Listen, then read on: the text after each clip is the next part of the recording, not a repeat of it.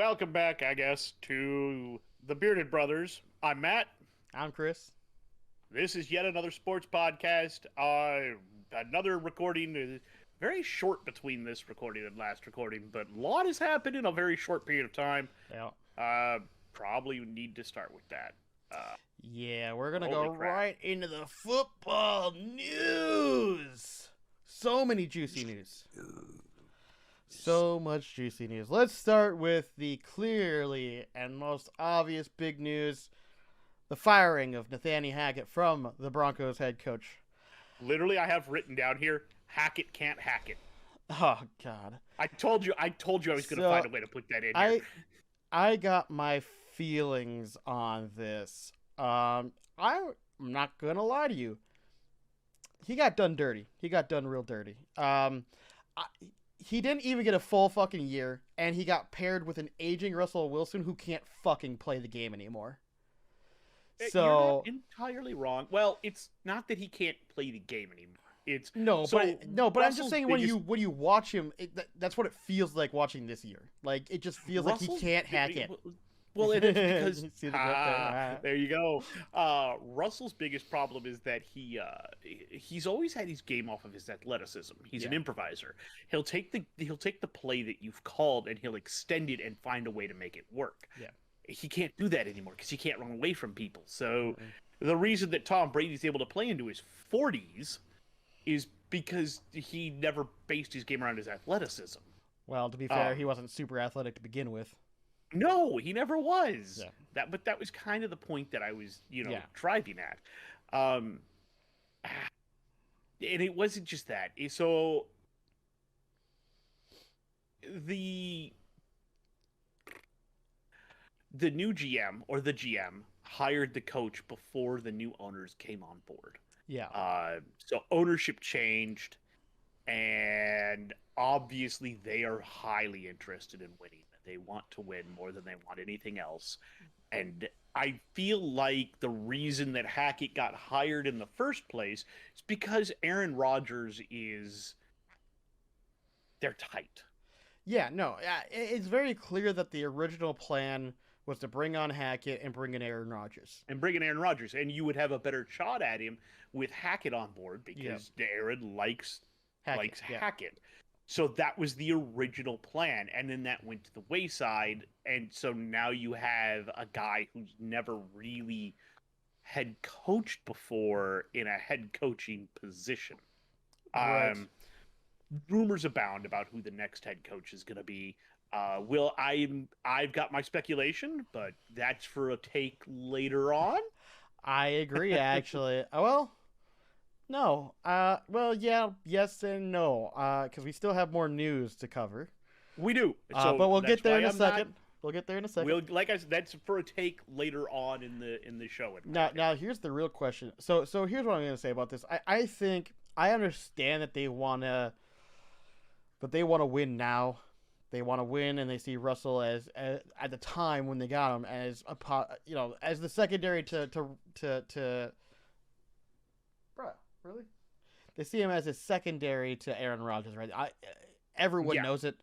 But the problem is that by giving him the giant fucking contract they did before he even played a single game, they fucked themselves because I agree. Because basically what they did is when you do a coach and a QB, this is why I say Hackett got done dirty, because they brought him on. He did the best he could with a Russell Wilson that's not very good, but the problem is that the Broncos had to look at it and go, which one can we actually cut and still do that's something with? Exactly what it is, because you can eat the.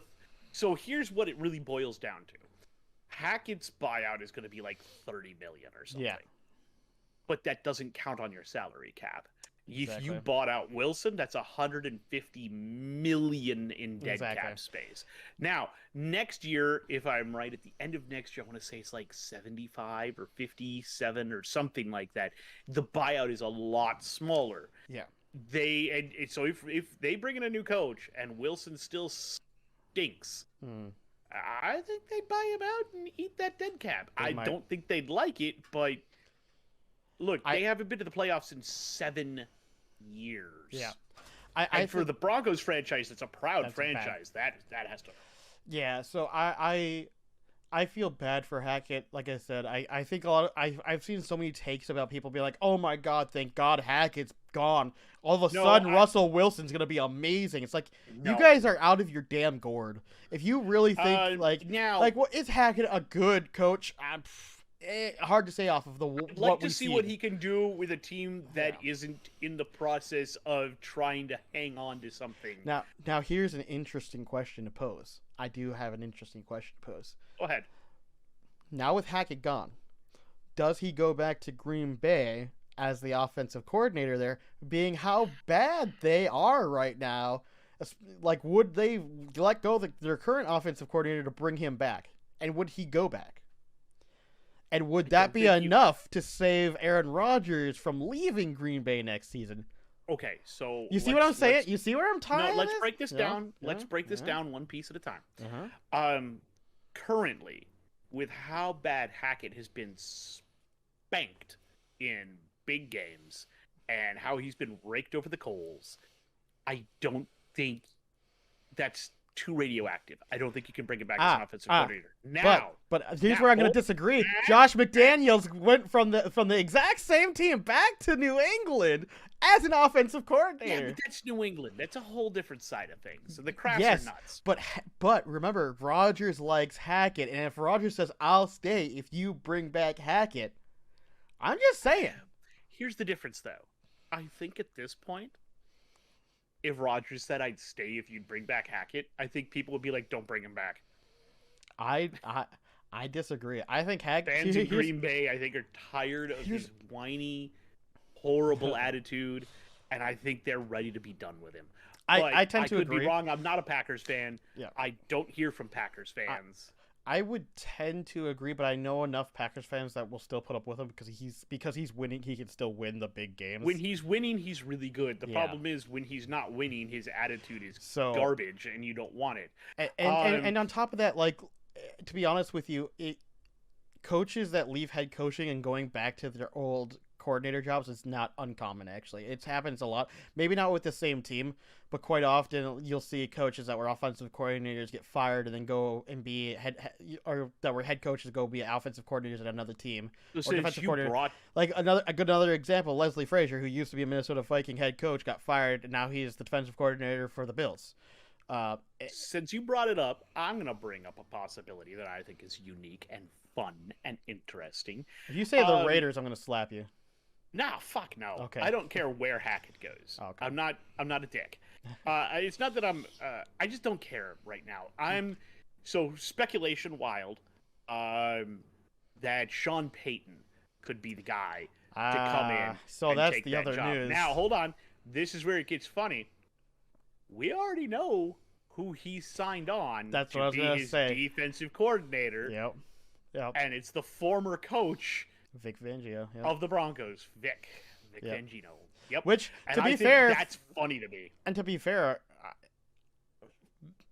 Vic actually has good track records as being a defensive coordinator. He was never a great head coach. And we'll get to the rest of the thoughts as to why I think they're after Payton. That's a take for later on. I've got a thing on it.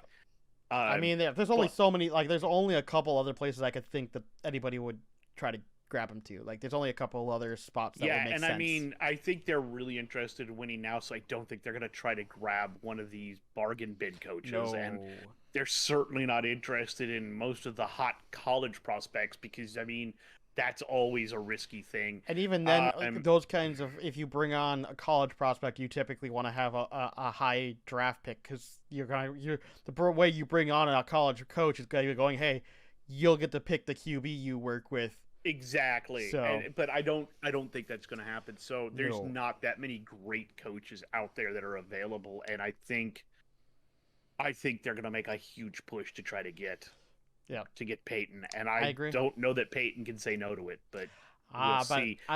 But here's the thing: since we're talking about it now, this is obviously the news. This was the other news story, which was Sean Payton has basically confirmed that he is looking to come back has signed on Vic Fangio, has already signed on apparently a couple other people that have not been named yet, but has already been looking for another offensive coordinator to bring on, and so on and so forth. Exactly. I think as far as teams, I mean, Broncos are obvious one, right? They're going to be looking for him, right? Because they know he's got that championship record, right? He's exactly. But to be fair, I don't think it's going to happen, but he could potentially go back to the Saints with how bad they're going right now.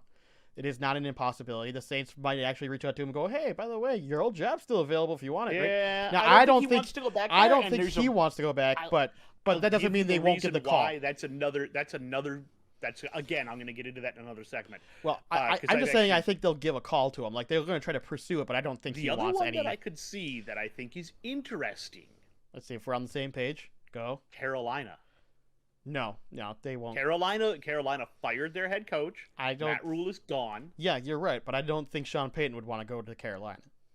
I mean, really, they've looked really good recently. I don't know why you wouldn't think it out at least. No, I'm more concerned with the history of the franchise, right? Like, if you're coming in as a legendary coach, you want to go to a big legendary place that you can that's failing and then bring it up.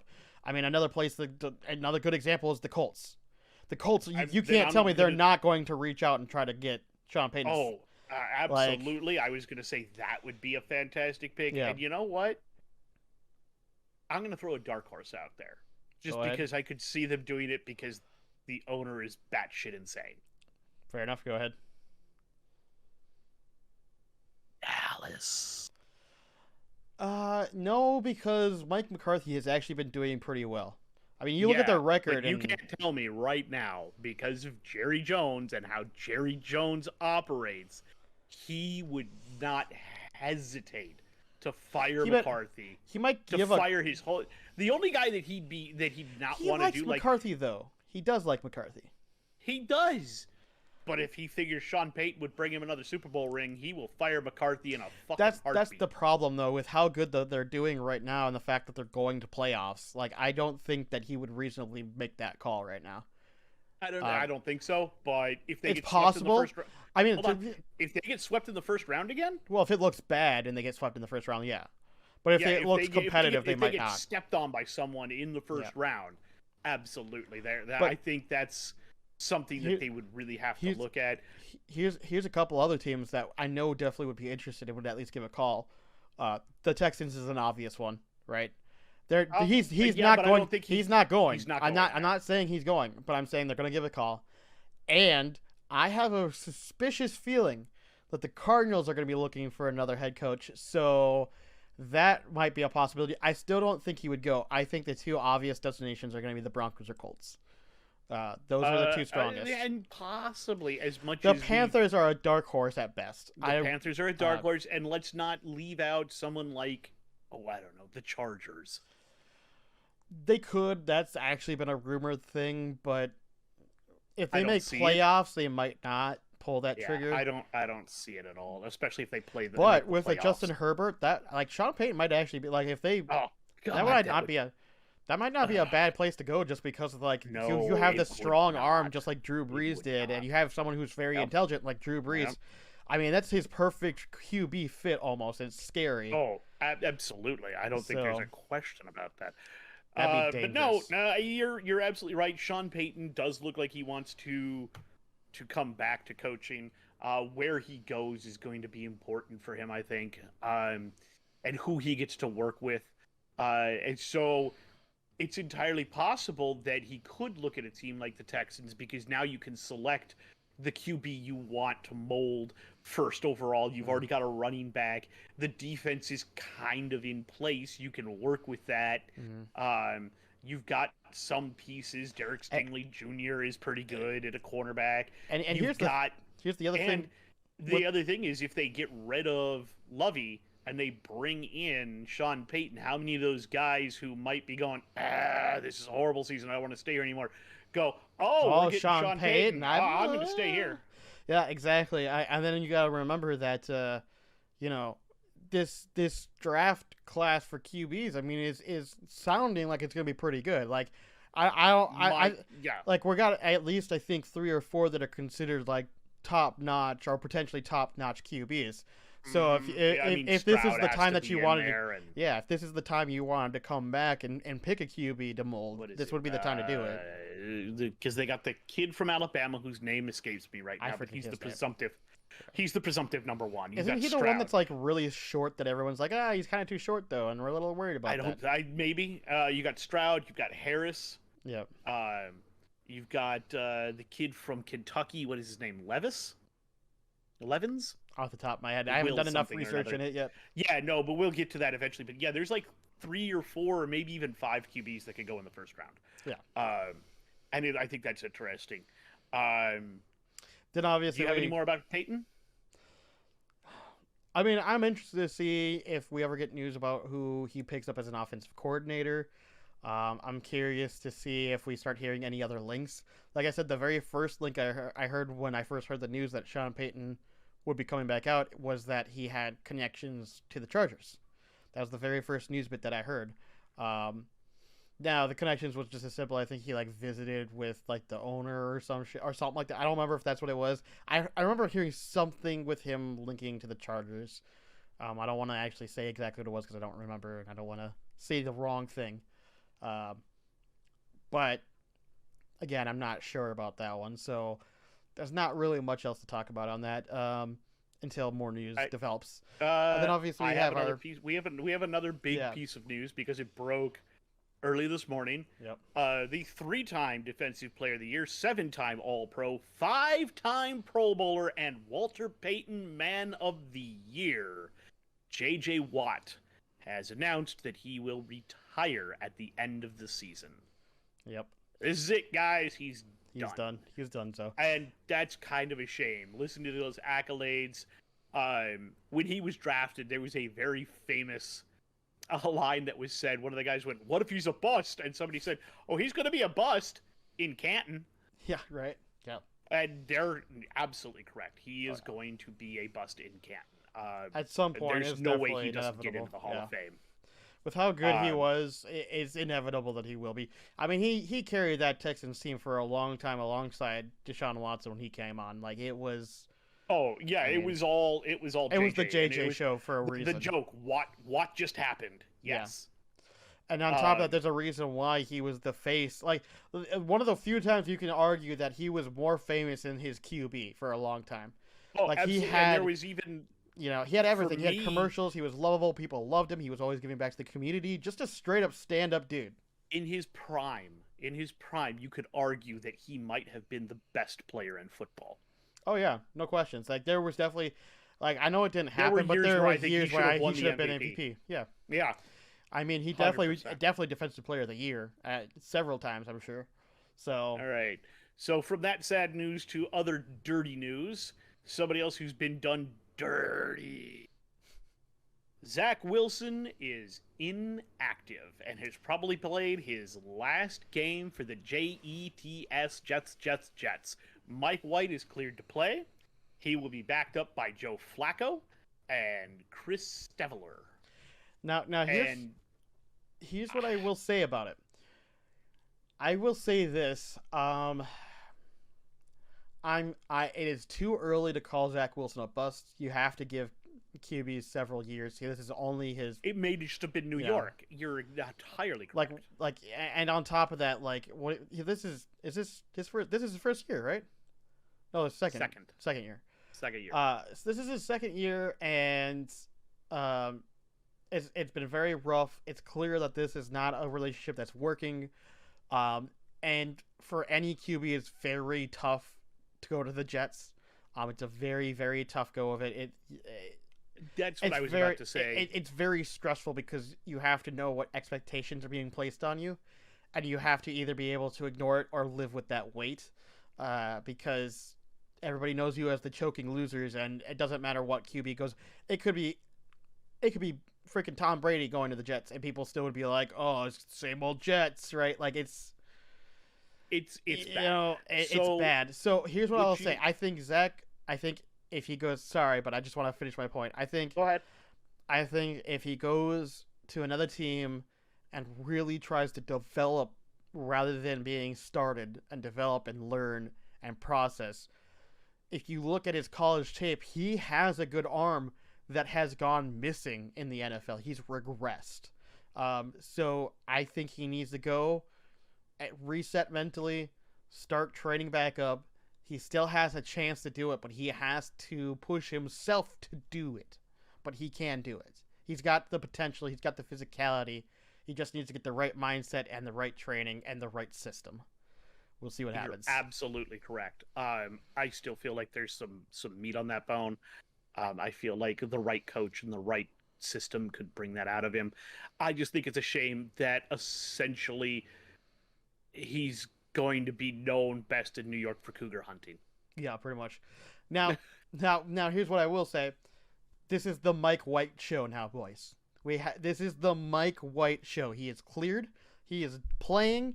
He has played very well in most of the games he's played. I think he's only had like one actual stinker, and it was against like a really good team last year. So, to be honest, this is definitely the time to go for the Jets. These are the games where they determine, do we move forward with Mike White? Do we draft someone else? Exactly. I think this, honestly, not going to lie to you, based upon what I've heard from the coaching staff and everything else, like secondhand, obviously, this is the Mike White show. This is his time. I think they're really big on him. I think the most interesting, and it is totally going to depend. The thing is, I love Mike White. He plays good, clean football. And on top of that, absolutely, he showed that he's not afraid to take a hit while throwing, very clearly. Absolutely. And you know that play won him points in the locker room, no doubt. No, yeah, absolutely. So that's kind of the point there. That's kind of a big deal. I think Mike White is their future going forward. Oh, yeah. At least I would hope so.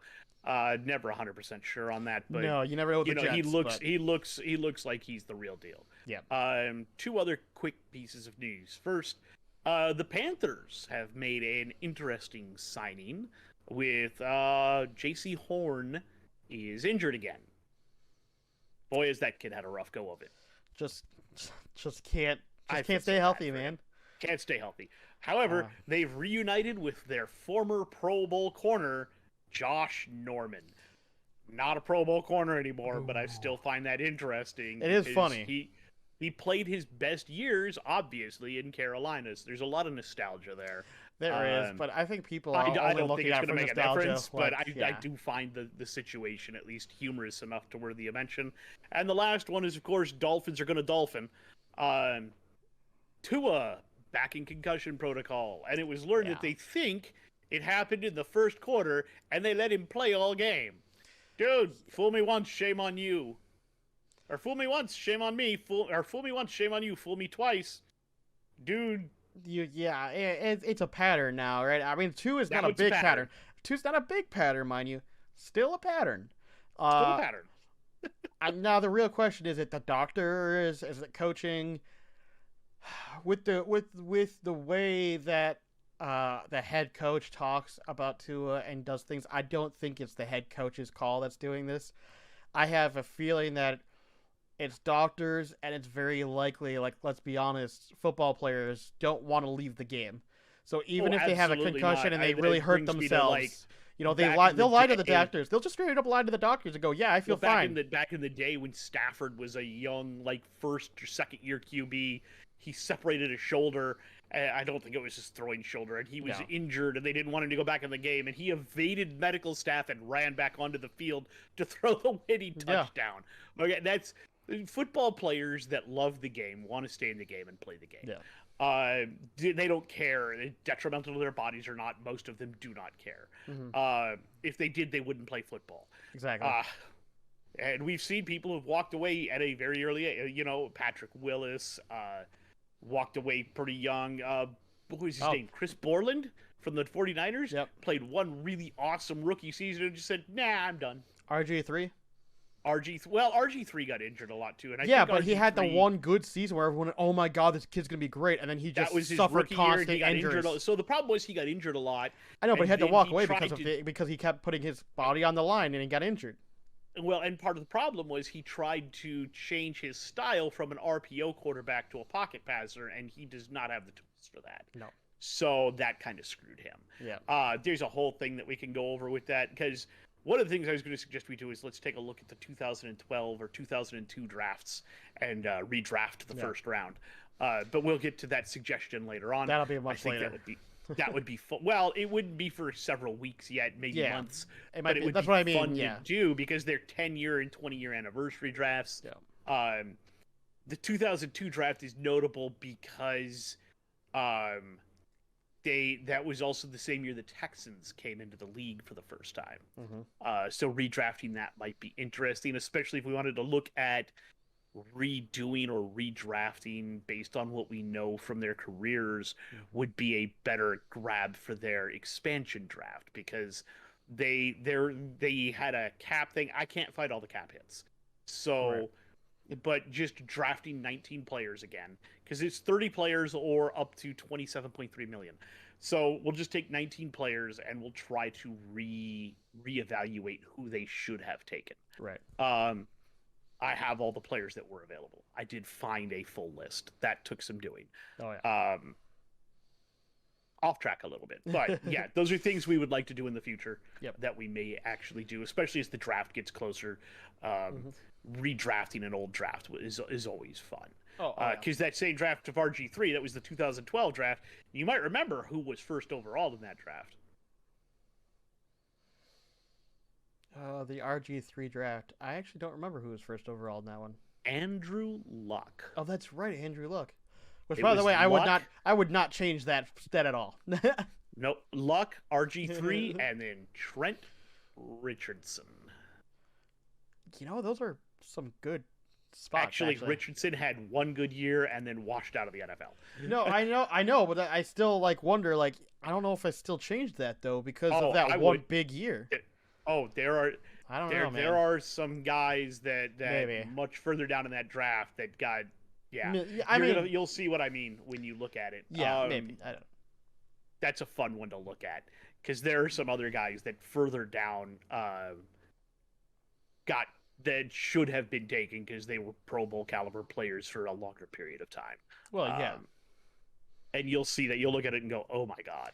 The funny thing is, this doesn't surprise me because that happens a lot actually in the NFL, where the top really guys you think are starters maybe aren't as good, but the second or third round guys are actually going to be your mainstays that stick around for a while. It's not uncommon. That draft is also famous. Minnesota picked up a rather famous individual in that draft who's still with the team today.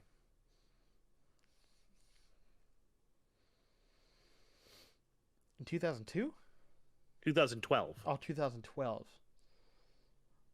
I'm trying to think who's been around that long. 2012. The Hitman. Really? Harrison Smith was drafted 27th overall or something. Huh. Yeah. That was a fun one. I didn't think he's been around that long. We actually had 2 picks in the first round. I didn't think he'd been around that long. Huh. Yeah. He's been around a while. Fair enough. But yeah, Harrison Smith. So. Fair enough. Fair enough. All right. You said, what did you want to do next? Oh, let's go over the previous week and just kind of rank how we did with our picks. Previous week. All right. So we'll start at the top. Falcons and Ravens. We split on this one. You picked the Falcons, and I picked the Ravens, and the Ravens came through and won that one. Ravens came through. It was a 9-17 score line. It was a bit of a gamble pick on my part. I didn't trust the Ravens from the previous week, even though I probably should have reassessed the Ravens based upon, injuries and all of that. But yep, I was still hoping that Desmond Ridder would eventually come out and look good, but he looked better, but he's still not there. Look better. He's still not there. He did look better. There's some potential there. Yeah. Lions Panthers. We both got this one wrong. We both picked the Lions, and the Panthers just jumped all over them. They did. Did not see that coming. The score line ended up being 37-23, by the way. And if I remember correctly, I think halftime, this score line looks actually decent compared to the halftime scoring. Oh, at halftime, it was horrible. I think it was, let me see if I can pull it up real quick. I think it was 30-10 3 or not quite that bad, but it was like something like that. It was ridiculous at halftime. Was ridiculous. They jumped all over them. Let me see. Ran it down their throat all game long. Absolutely. The end. Zero. Yeah, mercy. the end of half was 7:24. Oh yeah. So it was pretty bad. And even then, in the third quarter, ended 7:31. So most of the points for the Lions came in the fourth quarter, or like third, fourth quarter, end of third and into the fourth quarter. So yeah, but yeah, they lost that game outright. The Lions tried to come back, but it's just too much. Yeah. The Panthers looked really good. Yeah, the Panthers are looking far better. Here's the real question. I've been saying Sam Darnold when he left the Jets. I was hoping to see what he could do, and that first year he came back from the Panthers looked awful, and then he hasn't played pretty much most of the season. And now, I mean, I don't know. Maybe that time away in training, he's looking good. What I was going to say is that first year, the first like 4 games, he looked really good, and then it fell off a cliff, and I don't know what happened. And now that the other guy is gone, Darnold looks good again. I don't know what's going on. He looked if he's absolutely got it stellar. At this point. I mean, let me see what we got for passing yards. I mean, Carolina has 250 passing yards. I mean, that's pretty good. Yeah, he didn't look horrible. Let me check here. Panthers. It's not gonna. It's giving me team stats. I can't look up stats right now. Never mind. No, he still looks really, really good. I was hoping to find like player stats, but I don't see player stats on this app that I'm using, which is unfortunate. It makes me very upset. That's fine. But I mean, we're talking, I think, like about 250 passing yards. I mean, I don't know how many tens he had or anything like that, or how accurate, but from what it looked like, he looked really, really good. And so I'm very interested to see how he goes forward. I mean, and when I say very good, like, I mean in retrospect to what he's looked in the past, right? Like, he's not like a superstar yet, but the potential, if he continues to go forward, is there. I don't know if he can be, but I think he can definitely be above average QB if he continues with his upward trend here. Especially if you keep that two-headed running attack of Chuba Hubbard and Dante Foreman. Like, honestly, he kind of had a Kirk Cousins thing going on, where he has a good deep ball accurate. He can throw and dunk it below a little bit, but he's not. I think he's a little bit more mobile than Kirk Cousins, I would say, too. He can roll out of the pocket a little bit more just because he's younger, but I think eventually, as he gets older, he's not going to do that as much. Yeah, but he's got a good, strong arm that's fairly accurate down the field for the most part. Yep, and that's kind of where I was going with that. So Bills-Bears, we both picked the Bills. We both were correct. However, I will say that while that score does not tell the whole story. No, it doesn't. Because 35-13, I mean. The first half, the Bears were all over them. They were. But to be fair, they played really hard. To be fair for the Bills, they've been doing this a lot the last several weeks, where for whatever reason they stop playing one half or the other, and then the other half is really good. It's weird because the beginning of the season they played good, complete football, and for whatever reason the last 4 or 5 weeks they just haven't done that. I don't know why. But it's weird. It's weird. It is very weird. But they came back. They absolutely blew them out by the end of the game. So not much else to say there. Kind of expected that. Saints, Browns. Both of us took the Browns. Both of us were wrong. Mm-hmm. The Browns scored the first 10 points of the game. And then did nothing. And then they did not score for the rest of the game. The last 13 points went to the Saints. The Saints came back and won that. What do you say to that? Karma's a bitch. What do you say to that? Karma's a bitch, man. I don't know. That's all you got. I got nothing else. Seahawks, Chiefs. We were both correct. The Chiefs won that one. It wasn't as big of a blowout as I was expecting, but I knew that the Seahawks didn't really have much of a chance in that game. Giants, Vikings. The Vikings win. We'll talk about that game later in Vikings Corner. We have a lot to say about it. I mean, actually, it'll come up throughout because in several segments there's different reasons to talk about what happened. So that's very true. We'll try to do a more in-depth breakdown in Vikings Corner, but there's several places where that comes up. Yeah. Bengals, New England. The Bengals, well, we both picked them. They did win. However, they damn near let New England come back. And you know what? They did. Jacoby, good redemption, buddy. Good redemption. I don't know if you saw it. There was a batted ball in the end zone during their comeback, and off the hands of one receiver, Jacoby Myers right there grabbed the ball before it hit the ground and walked into the end zone with it. Yeah. Good heads-up play. You know what? You're right place, right time, and that time you made the right decision. And ultimately, the Bengals, unfortunately, though, for that, Bengals ended up winning 22-18. Yeah, the Bengals did win that. They did end up winning. I'll give credit to the Patriots where it's due, but man, I got more to talk about with the Patriots in the later segments, but something's not working there. Something's not clicking. I firmly agree, but they were in that. They weren't in that game, and then they were. Yes, that's true. I'll give them credit. But for at least trying to. They shouldn't have been that close. So then the big surprise game. Yep. Texans Titans. I picked the Texans on a whim because I thought something's got to break for them. They've been playing very well lately. You picked the Titans. The Texans do win that game. 19-14. Yeah. I'm not actually that shocked because of the fact that the Titans have been so injured. They don't have their QB. Yeah. They're playing their backup, Malik Willis, who has not been looking good. Granted, he came from a fairly small college. I think it's Liberty, if I remember right. No, it's not. I mean, I think if I remember, this is the first time they've even had a player drafted in the first round. Like, if I remember, I believe so. And he's definitely a rough prospect. He's got the talent. He's got the ability. He's not ready though. He's not ready. No, they were not planning on trying to play him this season at all. And and then Tannehill goes down, and they couldn't get anybody. And it's trial by combat now, my guy. Like, yep, dude, trial by fire, sink or swim, bud. Yep. And I think they're pretty much writing this season off. Sadly. Oh yeah. They're pretty much out at this point. Yeah, they were in the lead for so long, but I think at this point they're just going to fall out. And there's a very good reason for that. We'll get to later, I'm sure. I'm sure we will. Then we had the Commanders and the Niners. We both picked the Niners. We were both correct. That game went exactly how we thought it would go. Not much to say there. The Niners are a fantastic football team. They really are. I'll give the credit for the Commanders. I mean, we got the scoreline ended up being 37-20. The Commanders weren't like completely out of the game.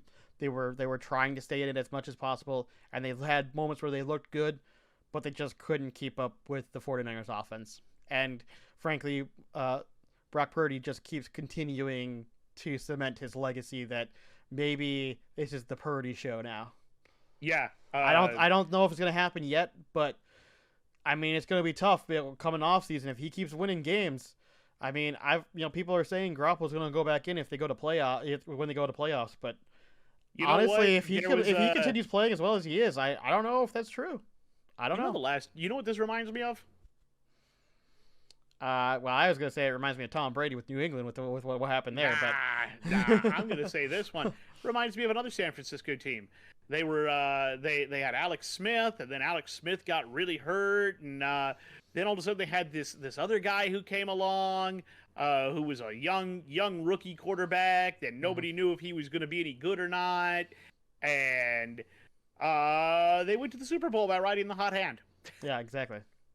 I mean, is what it is, man. Yep. We all know how Colin Kaepernick. We all know how that wound up, but for that season, that dude was amazing. He had a good first season. Unfortunately, that's all he ever had. It's kind of like the Nick Foles. Well, and then they kind of got the whole thing with Harbaugh, that there's a thing there. That's true. But you also have to remember Nick Foles, too. I mean, Nick Foles did a very similar thing, making that playoff run, right? Like Nick Foles, and it's funny to me. I almost thought, because I saw Nick Foles play... He played for the Colts. in the Colts game. And I thought, he's going to come in off the bench and win that. No, did not happen. We'll get to that.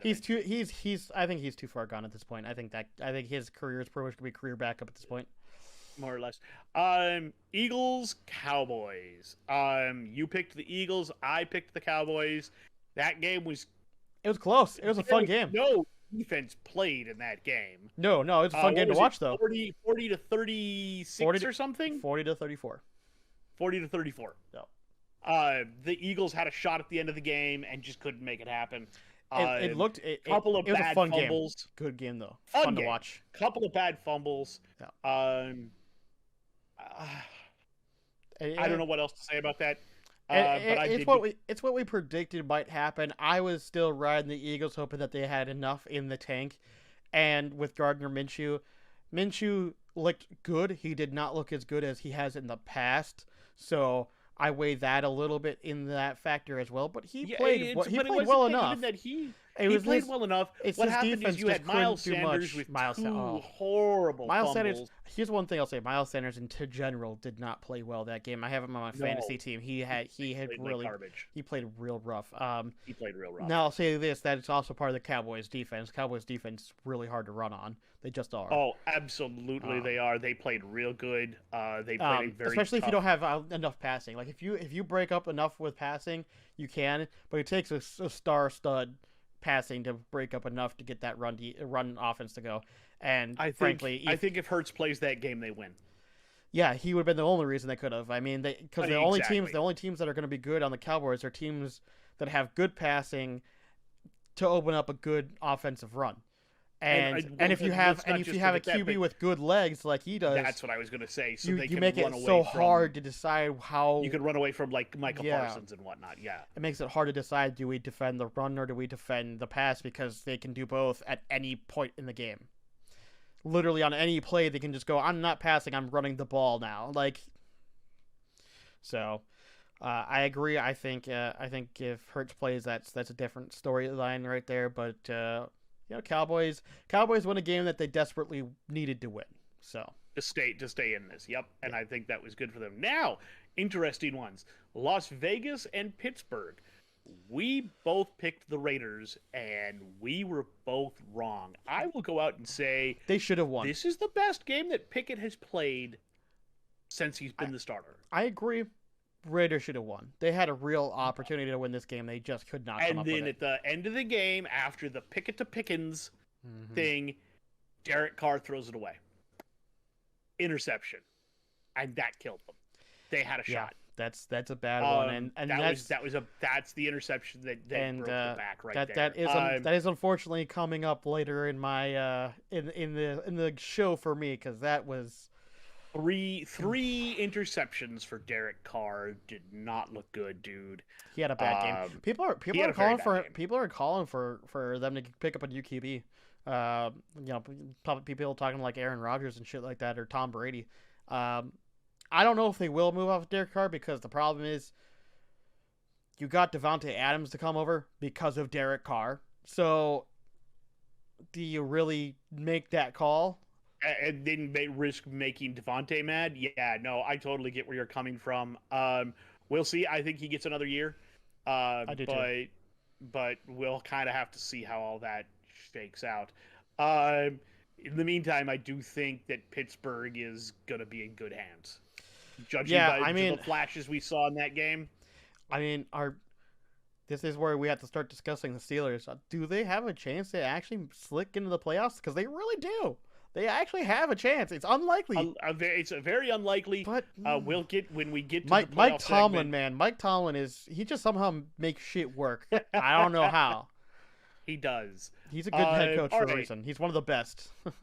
Oh, absolutely. I missed he was our defensive coordinator. Absolutely fantastic coach. Mike Tomlin's great.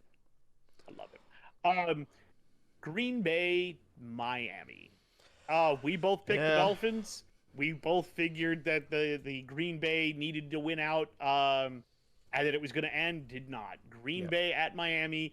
Green Bay wins. Dolphins should have won this game, but unfortunately, for whatever reason, things were just not clicking.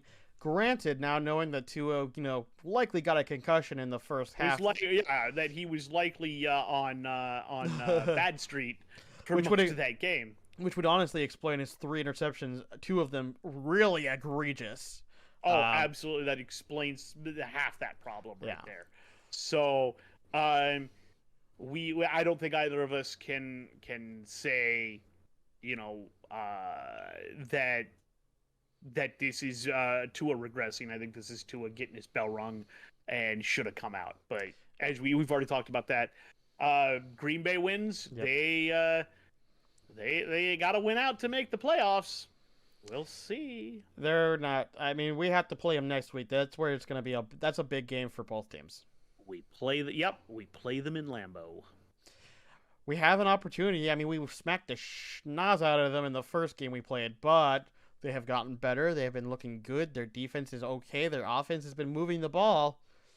Can our defense do enough to stop them, and can our offense overpower their offense? I think right now, who knows? We'll talk about it when we talk about predictions. I think it'll be interesting though. I do too. All right. Then we had the game that hurt my soul. I loved every second of this game though. Denver and the Rams. The Broncos and the Rams. We both picked the Broncos. On a side note, I just wanted to tell you, it's 51-14. 51-14. You know what? I may have believe in Baker. I may have lost I may not have predicted this game right, but this watching the score was just so much enjoyment for me, because I learned one thing, which is I'm apparently Skip, and I'm not gonna doubt Baker Mayfield anymore. Fuck it. Fuck it. I'm not a Baker fan. No, I'm riding the chain. Choo-choo, motherfucker. He did show me that he's got some potential, and we'll see. He looked lights out that Sean McVay system, there's man. no potential whatsoever. My biggest thing is I don't think he's as good as Skip would make him out to be. No, of course not. I mean, he's in the right system under the right circumstances, he can be just better than a league average QB. Yes. Well, here's the thing. Obviously, Skip overhypes people because he's a pundit. That's the point. The point is to be. That's the point. Overhype everything, and you can never back down from any take you have. That's the point. Yeah. No. Even if you internally disagree, you still push it because that's the point. Yep. But what I will say is, I think Baker is an above average QB that has some streaky issues that he needs to iron out. But I will say this: he looked lights out in that Sean McVay system, and if he continues to look lights out in that Sean McVay system, this might be the system that is perfectly set up for his ability to improvise and have a strong arm. Stafford's and if you give him Cooper Kupp, that's what I was about to get to. Stafford's wife said they asked him if he was going to retire, and his response was no. Stafford came out actually and has said that when he's healthy, he's still the number one. He's still, and it is on the depth chart. He is still number one. Oh, absolutely. But you know what they do with him if Baker continues to look this good, man. Now you got a decision to make again. I don't think it's a decision. It's clear cut for me. I as much as I do like Baker Mayfield, I've always been more of a Stafford fan. Stafford's just a better QB. When he's hot, he's way hotter. I agree with you. Now you have to decide how bad, if his injuries are holding him back enough now where he can't play to that level anymore. That's where you have to start determining, has his max ability no longer there. I agree. It'll be interesting to see what happens. I have a pretty good feeling, and Baker, I think, needs to take this on the chin at this point and realize that as much as you are a good QB, you are still young. Stafford is older. If Stafford does get the job over you, just watch, play behind him. He doesn't get injured often, but he's probably not going to stick around. I mean, his contract is over, I think, at the end of next season, if I remember right. Yeah. So just don't move. Play through it. Yeah. Play through it. Get the contract with the Rams again if you can. Mm-hmm. Try to stay in that system. I think it's good for you. We'll see how that works out. Tampa versus the Cards. We both picked Tampa. Barely. We were both correct. 19-16, barely. Oh, we also do need to say that result did get Nathaniel Hackett fired in Denver, but that's what it is. Yeah. We already talked about that. Yep. And then finally, the Chargers and the Colts, which, man, for a little bit there, that was a boring game. Oh yeah, I mean it ended 23, but most of the game was boring. And Herbert looked horrible. Herbert did not look great. He did not look great. Eckler, on the other hand, looked pretty good. Scored 2 touchdowns on the ground. Was pretty good. I'm okay with Herbert having looked like garbage because my opponent was starting him in fantasy, and I won that game. Nice. I'm moving on to the championship. Fair enough. So no, I was worried because I got nothing absolutely nothing out of Hopkins, and I thought, oh, I'm gonna lose, and then he got decent points out of Keenan Allen, who had over 100 yards receiving, but he got nothing out of Herbert. Fair enough. So, fair enough. Fair enough. All right. Well, I think we are good with looking over last week. Let's move on. Let's talk about our power rankings. Next week? Power rankings. You want to do power rankings, and then we'll do next week. Predictions? Let's do power rankings since we just finished the week by week, because that's part of that, and then we'll do the. Got it. No, that makes sense. Yeah. I like that. Alrighty. So let's start power rankings. Let's see, what's your number 10, sir? What do you got? What you got for me? Okay, so I did have 2 teams drop out of my power rankings you had 2 this week. That's surprising. I only had 1. Teams. 2 teams had to drop. Well, actually, I think one of them was a team that dropped last week, but I don't remember if they dropped. No, they dropped this week because they lost. I had 2 teams drop off. My number 10 team dropped off. Oh, okay. They're no longer my number 10 team. Sorry, Detroit. You got stepped on by Carolina. You did. You were fringe. You gotta go. Instead, San Diego Chargers. Well, they're not San Diego anymore. No, the Los Angeles Chargers. Yep. Los Angeles Chargers. You are number 10 right now, my good sirs. Herbert looks like he's the real deal at your quarterback. I mean, you've got Allen, you've got Mike. What's his name from Stanford? Or not Stanford? Syracuse. Yeah. Yeah. No. I mean, hey, I don't disagree. Great players.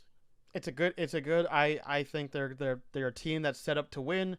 Unfortunately, they have looked a little weak at the start of the year. They have started to roll back out. They're definitely lined up for playoffs. They're looking good. They're starting hot. They are looking good. I think they're starting to look like a playoff team. Yeah. They're a team that I wouldn't want to bet against right now. Yeah, 100% agree with you. I can understand putting them at 10.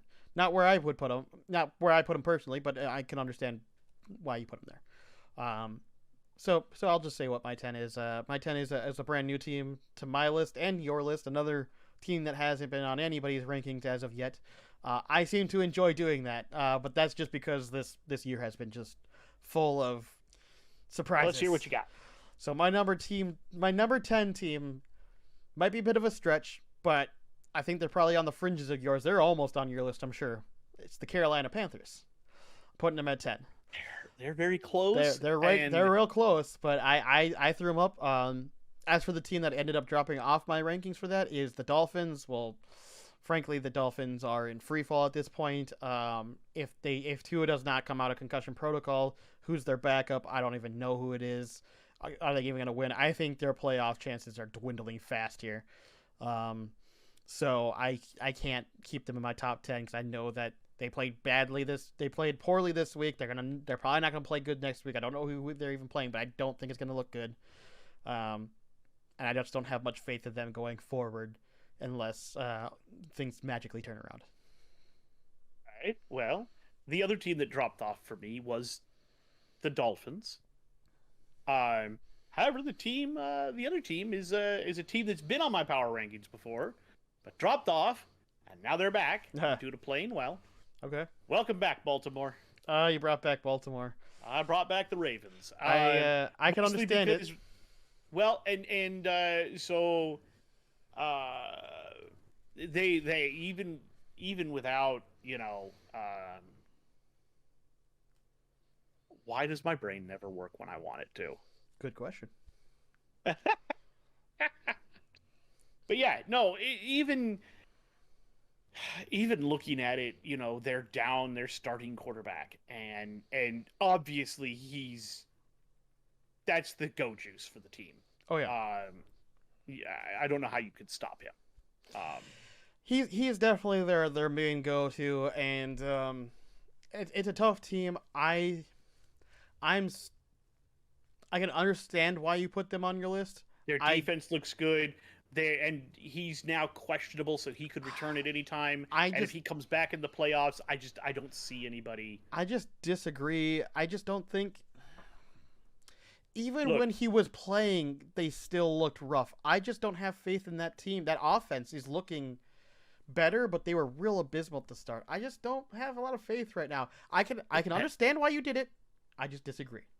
And my point is also going to be, depending on how this week plays out, next week after, week 18, they could be playing for all the marbles in the AFC North. They could be, but I don't think so. Oh, I think so. And we'll get to that in predictions as to why and what's going on.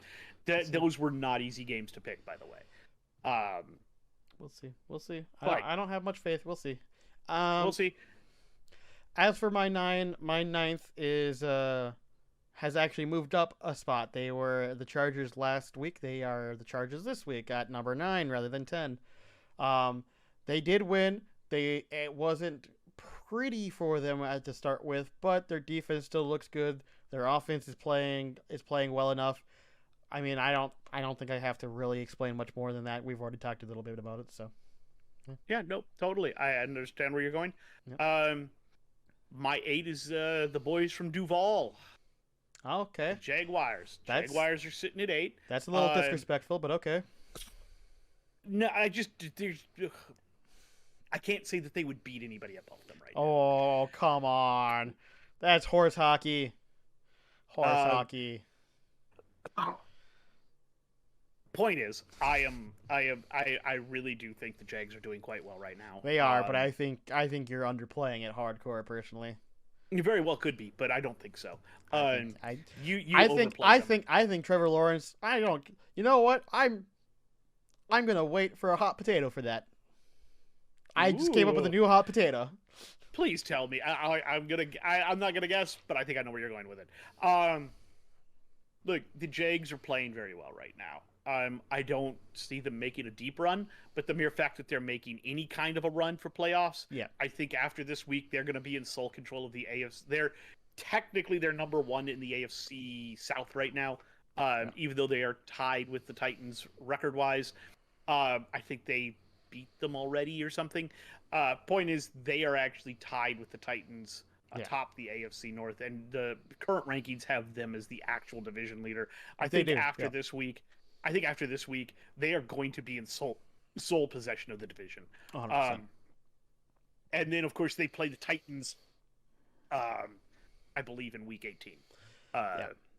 So then that should just seal the Titans. That'll seal the Titans out of it, and will seal their road in.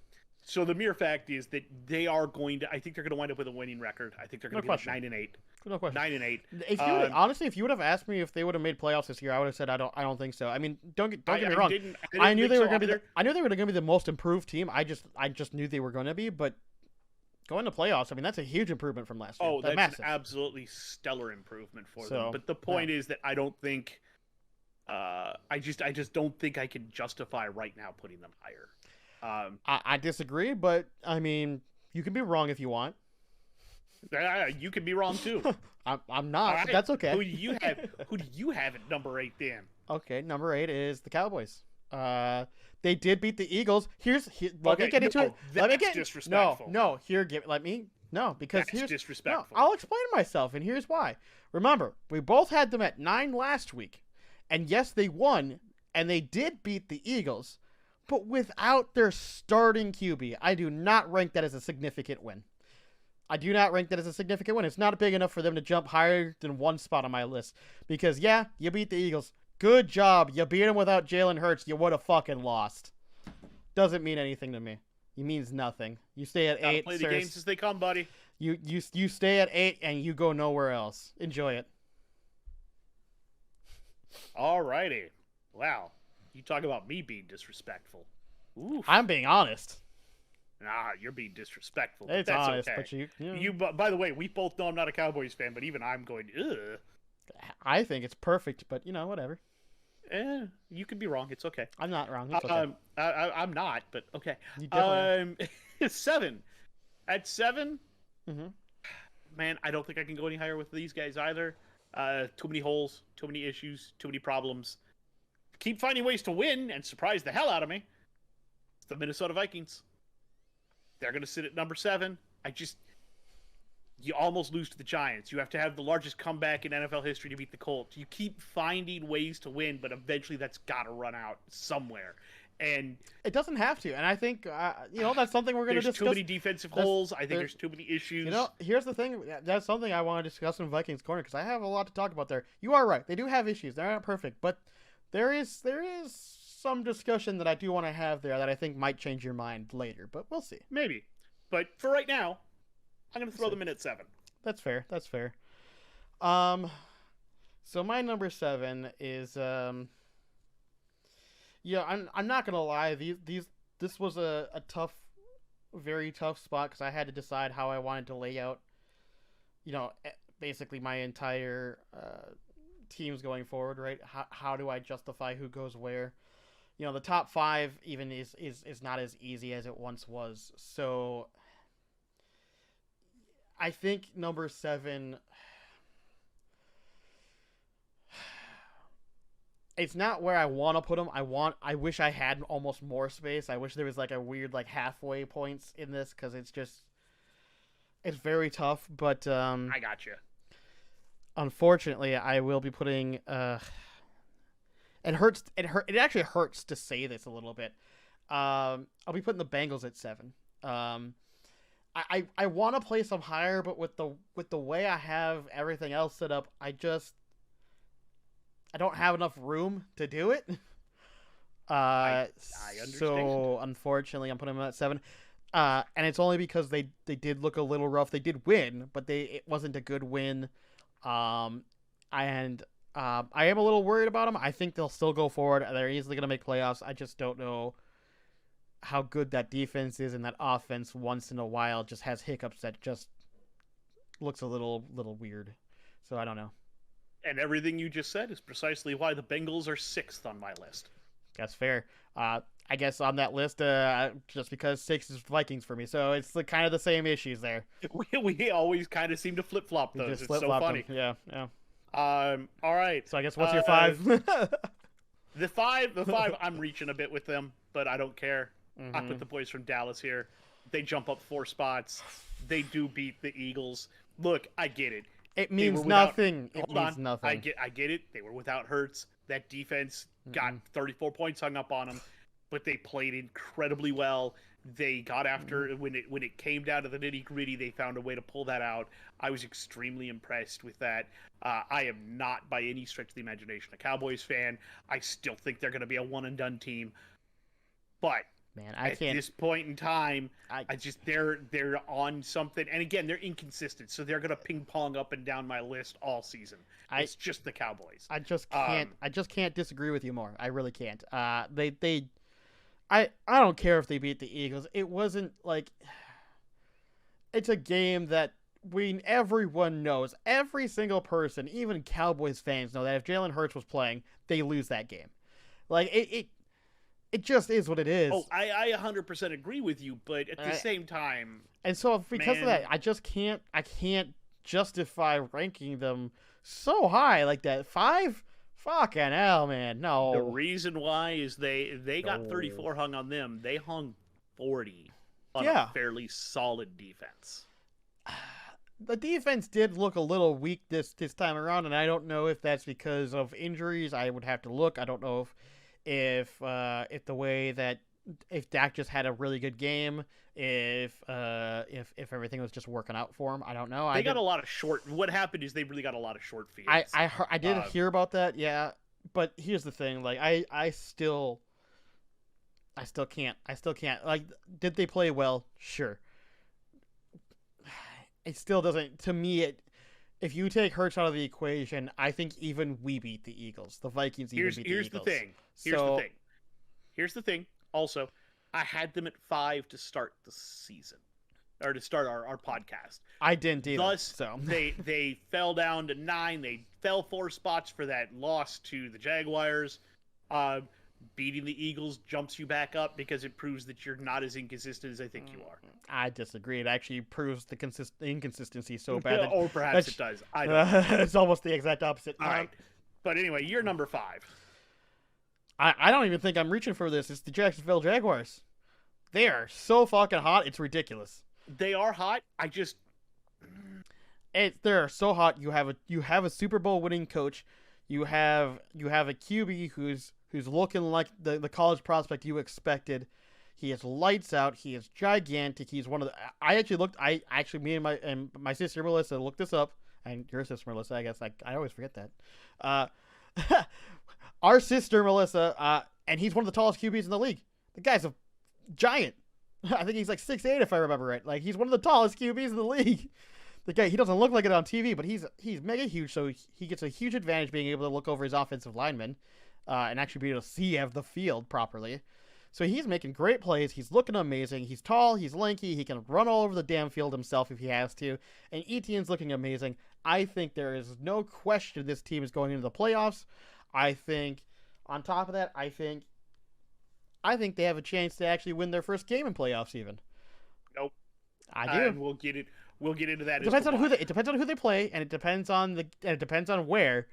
But I think they stand a real chance at least showing up and looking good. No, you're not wrong about that. But they're going to look good. I just don't think they can win. We'll see. My number 4 team. Just them boys in Buffalo. I got the Bills sitting at 4. Yeah, I mean, that's understandable. I really can't put them higher, and the top 4 teams are almost interchangeable. The top 2 are definitely interchangeable. If I had a 1A and 1B, that would be the best way to describe it. But we'll get to that one. But right now, the Bills at 4. I still have questions about the defense. Yeah. The offense still has issues getting started and looks sluggish at the beginning of games. They let too many teams push them around at the beginning of the games, and it's going to come back to bite them eventually. I 100% agree with you. The Bills are my number 4 as well. It's just exact same reasons. They just, at the start of the year, they looked great, and for whatever reason, the last 4 to 5 weeks here, man, like I've said before, they just can't maintain a complete football game. Either they play good in the first half and bad in the second, or they play bad in the first and good in the second. Like, they just can't play a complete game for the save of their lives right now. Thankfully, they're good enough that generally when they get hot and they play well, they get either really enough of a lead or can come back enough to win the game. But in the playoffs, that's going to bite you. Yeah. So since you said that, your Bills are 4 for you. Number 3, the city of brotherly love, man, Philadelphia. The Philadelphia Eagles drop from 1 to 3. You lose to the Cowboys, you can't be first anymore. Look, I get it. You didn't have Hurts, but I think that exposes the big flaw in your team. On top of that, you let them hang 40 on your defense. You had some atrocious fumbles. Minshew had 2 really bad passes that got picked off. Guys, look, sorry. Without Hurts, you're mediocre. I would... So here's the thing. I can understand your argument, and I agree. However... Again, I still weigh the fact that Hurts is so explosive of a player that he changes the game, right? When he's playing, obviously, the game is completely different. So, but I don't blame the Eagles for that, right?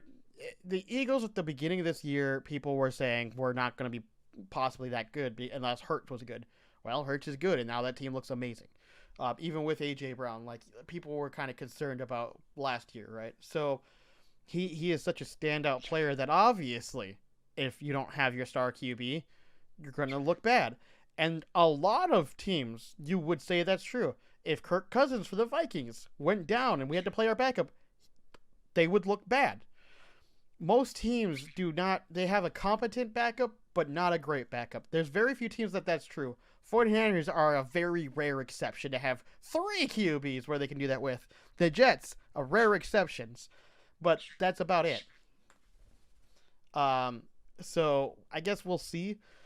I just personally disagree for the big drop. I don't think that makes sense. I know you can interchange the top 3.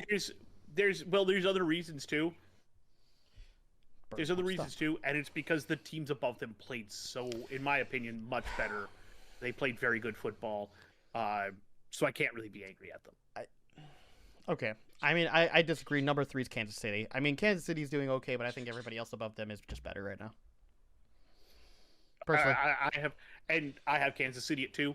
I think that they're, and I want to say, I debated throwing Eagles at 2 and Chiefs at 3, or Chiefs at 2 or Chiefs at 3, Eagles, back and forth, and maybe the Chiefs won. I agree. They won that game fairly convincingly, not as much as I think they should have against the Seahawks, but they still won in a convincing fashion. They still won, yeah. They played incredibly well. I wouldn't want to face Kansas City in the playoffs. No. And then I think we both have the same first team. And it's the team that I don't think anybody wants to see in the playoffs, and that's the San Francisco 49ers. Yeah, for all the same reasons. I mean, my number 2 is obviously the Eagles. My number 1 is the 49ers. I mean, it's just... Yeah. I think the 49ers are just headed above everybody else. I mean, if you can go down to your third-string QB and still look amazing, I mean, I don't know what else to freaking tell you. That team is just so loaded. It's hard... Even with all the injuries they've dealt with, they still look good. I don't know how. No, absolutely, 100%. So. Like the legend of Brock Purdy continues to grow. Yeah, it just is. And the Purdy good puns will not stop. I don't think. No. So pretty good. Fantastic, well done, guys. But yeah, no. And again, I went back and forth and I agonized over that one. Like, because those top 3 teams, to me, all of them are so good. I think the Niners currently are playing the best football out of all of them. Yeah. Such a good set of teams there. Yeah. It's going to be fun to watch. It is going to be fun to watch. I'm very curious to see how the rest of this week plays out. Being that we haven't obviously watched any games this week. We actually just finished the Monday night game. Yet. So, but I'm curious to see how it goes. And on that note, I think we've done with the Power Rankings this week. We can move on to predictions for next week. Sure. We already predicted Thursday's game. We did it last week because we weren't sure when we were going to record this. Oh, the Cowboys Titans. Yeah, I think we both went Cowboys, right? We did. Yeah. All right. You ready? Do you want to read them off, or you want me to do it? Because I got them right here. I got pulled up. I'll read them off this time. I think you did Go it ahead. last What time. Do you got? So let's start with, it's not the first game on the list, but it's the one that's on my list, which is Vikings-Packers. Who are you picking? This is the one that I said there was one, and I literally have my name, and but it hurts my soul to do this. Don't you do it. Oh, I'm picking the Packers. Fuck off. Here, may I? No, you may not. This is a Vikings channel, sir. You know better. How dare you? It's at Lambeau. So what? Records when the Vikings play the Packers go out the window. I don't disagree with that. Everything about that goes out the window. No, I don't disagree with that. And almost every season, Vikings are going to win at home. Packers are going to win at Lambeau.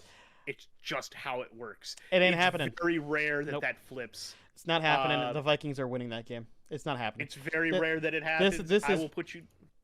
This is just... I hate to tell you, this is just one of those seasons... Something magical is happening, and everyone wants to refuse it's happening, and they're beating the Packers handily. No, I seriously hope you're right, but I'm picking the Packers simply because it's at Lambeau. The Vikings traditionally don't play well outdoors. They don't play well at Lambeau.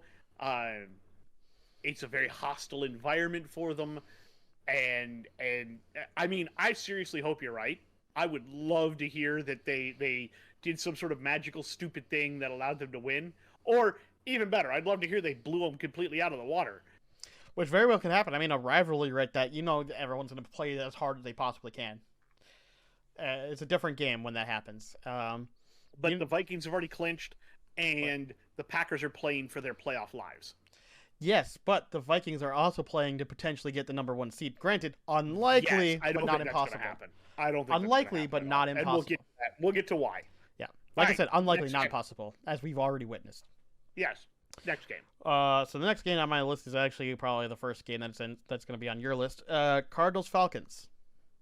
Absolutely, that is the first game on my list. And with how totally horrible the Cardinals have looked recently, you know what? I'm pulling you. I'm going to go Falcons. Wow. Interesting. I think the Falcons can make Desmond Ridder look good. Or the Cardinals can make Desmond Ridder look good. The Falcons have burned me twice in a row now, so I've been trying to decide, do I take the Falcons or do I finally take the Cardinals? I think... Oh, man. Yeah, that was an absolute dog crap game. Solely based upon the fact... solely based upon the fact that you already picked the Falcons, I will go Cardinals.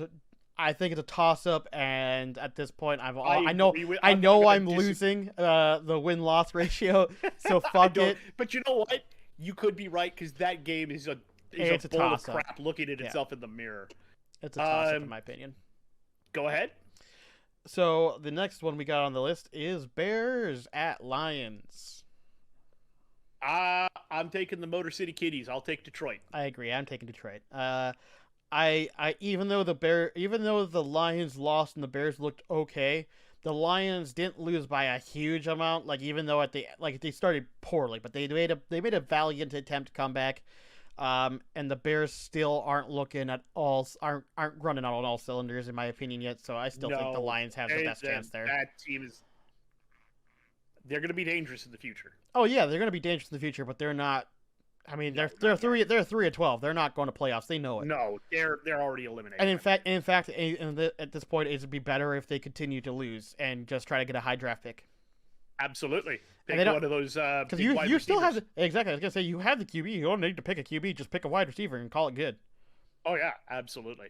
All right, next. So the next one we got on the list is Jaguars at Texans. Who are you picking? I think we both know who we're picking. It's the Jaguars. We both know who we're picking. It's the boys Jaguars. From Duval. Yeah, Duval. We're gonna ride that train. Oh yeah, I am. Jaguars, as far as I'm concerned, are likely winning out the rest of their year, but maybe I'm wrong. But I have a very good suspicion that they're going to win out the rest of their year. I agree, 100%. I think the Texans are going to give them a shot. Oh yeah, the Texans are not a bad team lately, but I don't think enough. they're not going to be anywhere close to enough. The next big stinker. This one's going to really Broncos at Chiefs. I mean, do we even need to ask? It's the Chiefs. Let's move on to the next game. Like, it's not. Let's move on to the next. The funny part is I'd already deleted because I had already gone through all of these, so I put who I think was going to win earlier this morning. Yeah. And I already deleted my name and just typed in both before you even made your pick. I was like, yeah, I don't even think we need to worry about that. No, not even close. So the next game we have on the list is an interesting game for both parties involved. It is Dolphins at Patriots. Who do you got? It's really going to depend on if the Dolphins have Tua in concussion or not. Is the Dolphins backup? Is that Teddy Bridgewater? I think it's Bridgewater, right? I think it might be. He can definitely play. He doesn't have the arm strength as much as Tua, and even Tua doesn't have exactly a great arm strength either.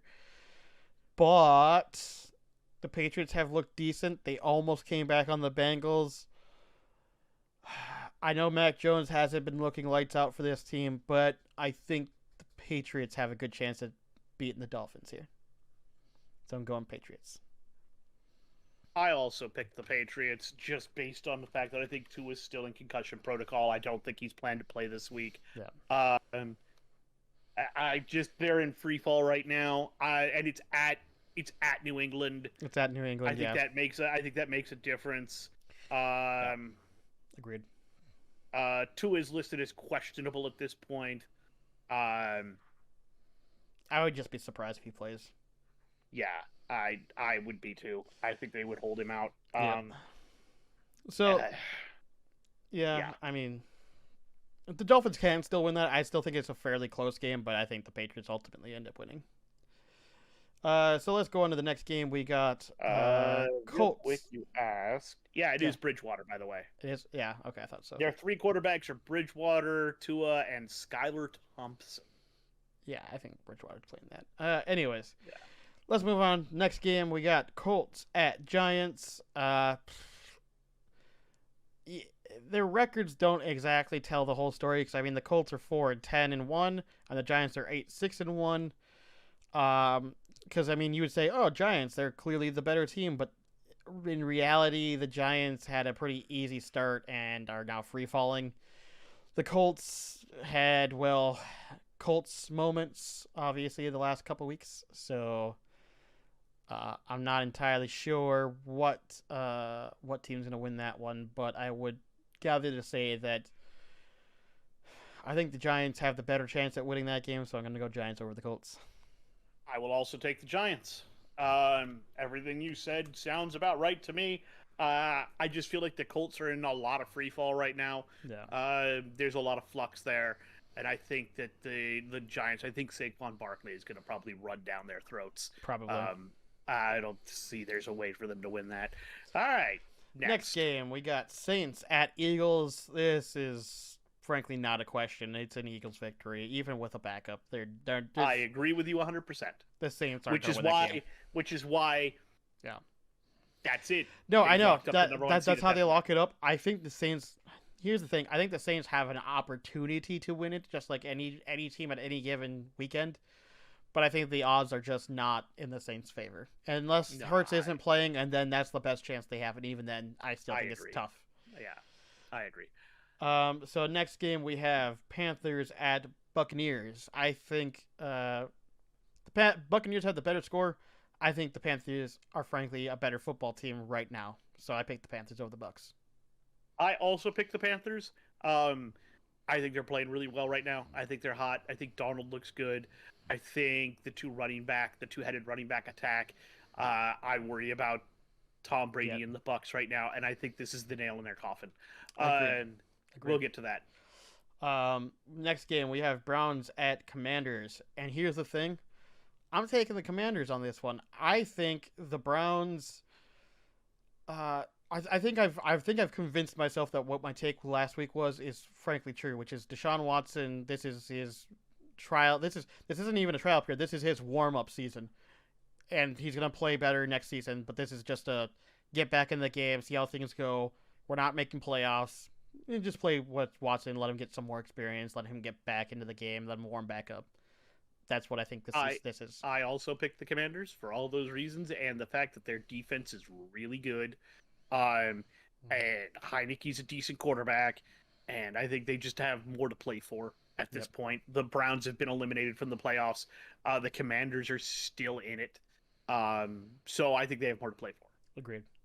Next game, we have 49ers Raiders, obviously being that we don't have the Raiders ranked, and we have the 49ers ranked. This is a pretty clear 49ers are winning this game over the Raiders. I 100% agree.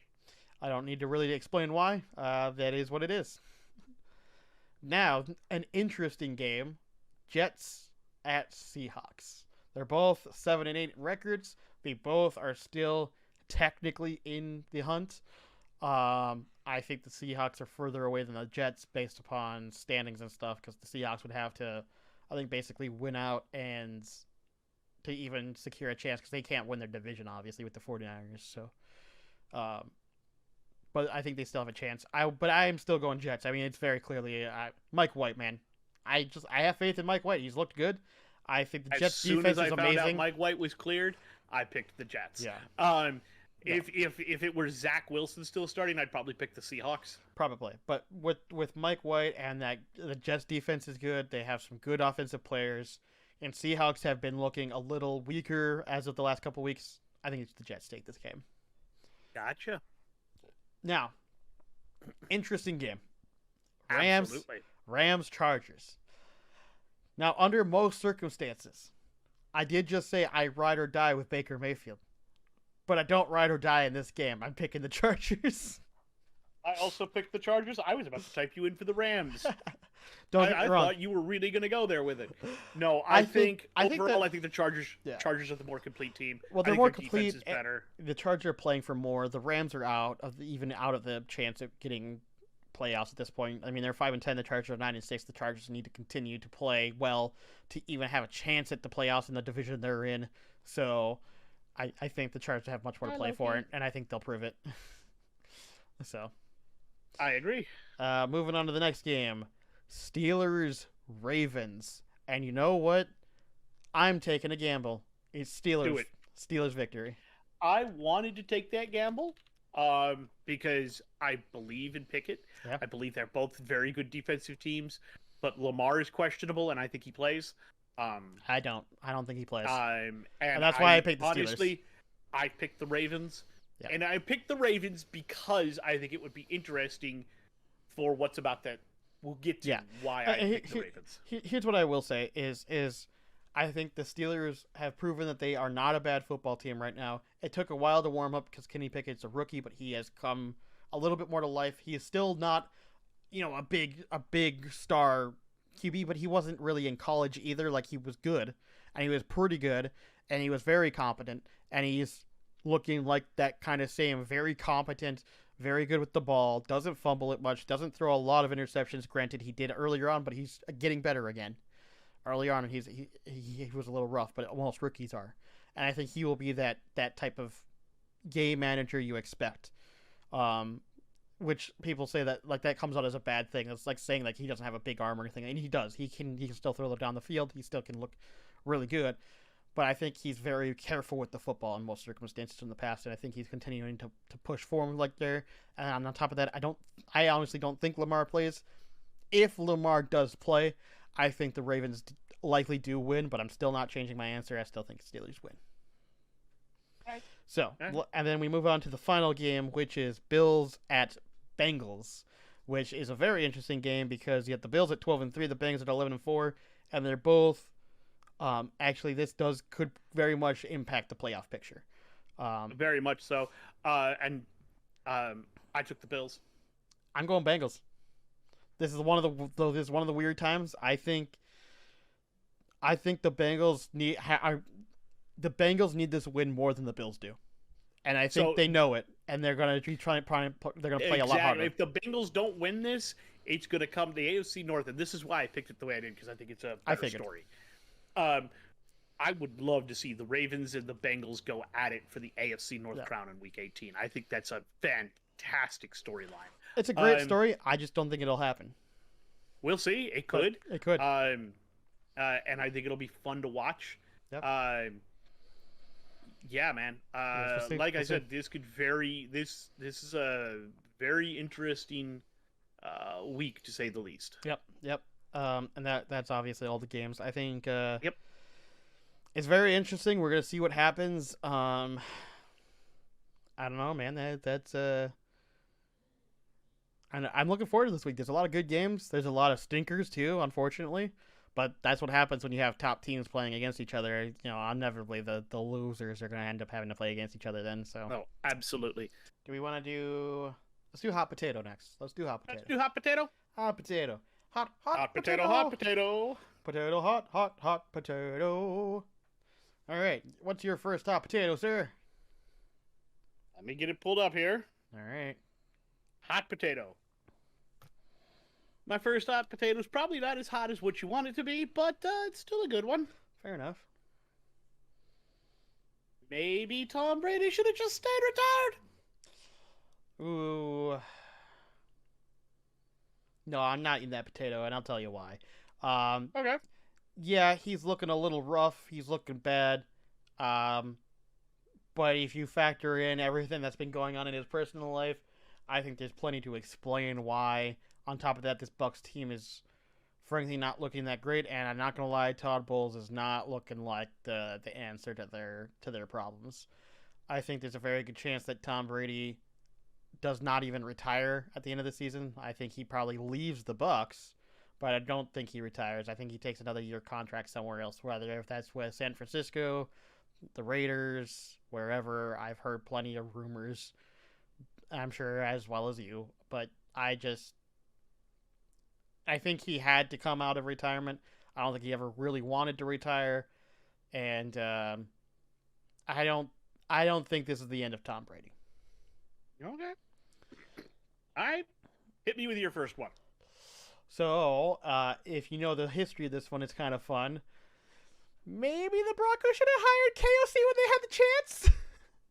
So the funny story there is the Broncos interviewed Kevin O'Connell before the Vikings did and had the opportunity to sign him to the contract before the Vikings did and didn't do it. I'm not saying they should have, but would it have done better than Hackett? Yeah, that's up to you to decide. You know what? I'll eat that. I think KOC could have done a lot better with Russell than Hackett did. I think the Hackett signing was primarily because they wanted to try to entice Rodgers, and they thought they had a real shot at him, and that didn't work out. Trying to reset my camera. And I know. That didn't work out whatsoever. Because of that, I just feel like I'll eat that because I think he would have done a better job there. Fair enough. What's your next one? Oh God, my camera's getting worse. Maybe the Panthers trading CMC. Oop, hold on. Sorry, wait. I reset it. You're good. Go ahead. All right. Maybe the Panthers trading CMC was the best thing they could have done.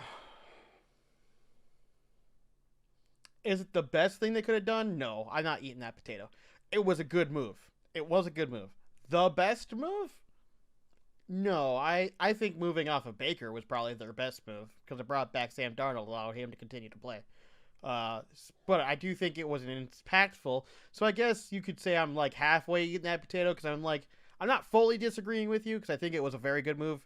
I just don't think it was necessarily the best. Well, they got like a second, a third, and a fourth for him. Is what I was getting at. Yeah, they got good draft picks for him. Baker, they literally just let go. Let him walk. Well, there's that, and let's also not forget that we don't actually know what they're going to get with those picks, so it's still a little early to call that. Put it that way. You're right. If you ask me after the draft, maybe I eat that potato. Maybe it is the best move. But right now, I'm not convinced. The only reason I said it is because if he's still there, are Dante Foreman and Chuba Hubbard getting a shot to do what they're doing now. That's true. I think they look like a better team with those two than they ever did with CMC. Ever with CMC? Disagree with that hardcore. Ever? Ever. This season specifically. You said ever, but yeah, for this season, yes, I agree. But also CMC is still looking alive over at the 49ers, so he's clearly absolutely. I'm not saying that he's bad. I'm just saying when you run your offense, I think the problem is that the Panthers felt they had to run their offense all the way through CMC all the time. And I think without him, they're finding other things. It's just a feeling. Maybe it's possible. I don't know. That's why I said I don't necessarily disagree, but I can't fully commit either. So, like I said, if after the draft, we get you find that they got really good pieces. If they get really good pieces in the draft, then I might change my mind. But at the moment, I'm not quite ready to make that call. Okay, no, absolutely, I can understand that. All right, hit me with your second one. My second one,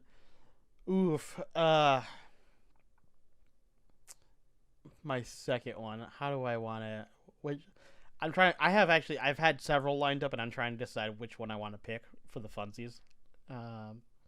What's a good second one?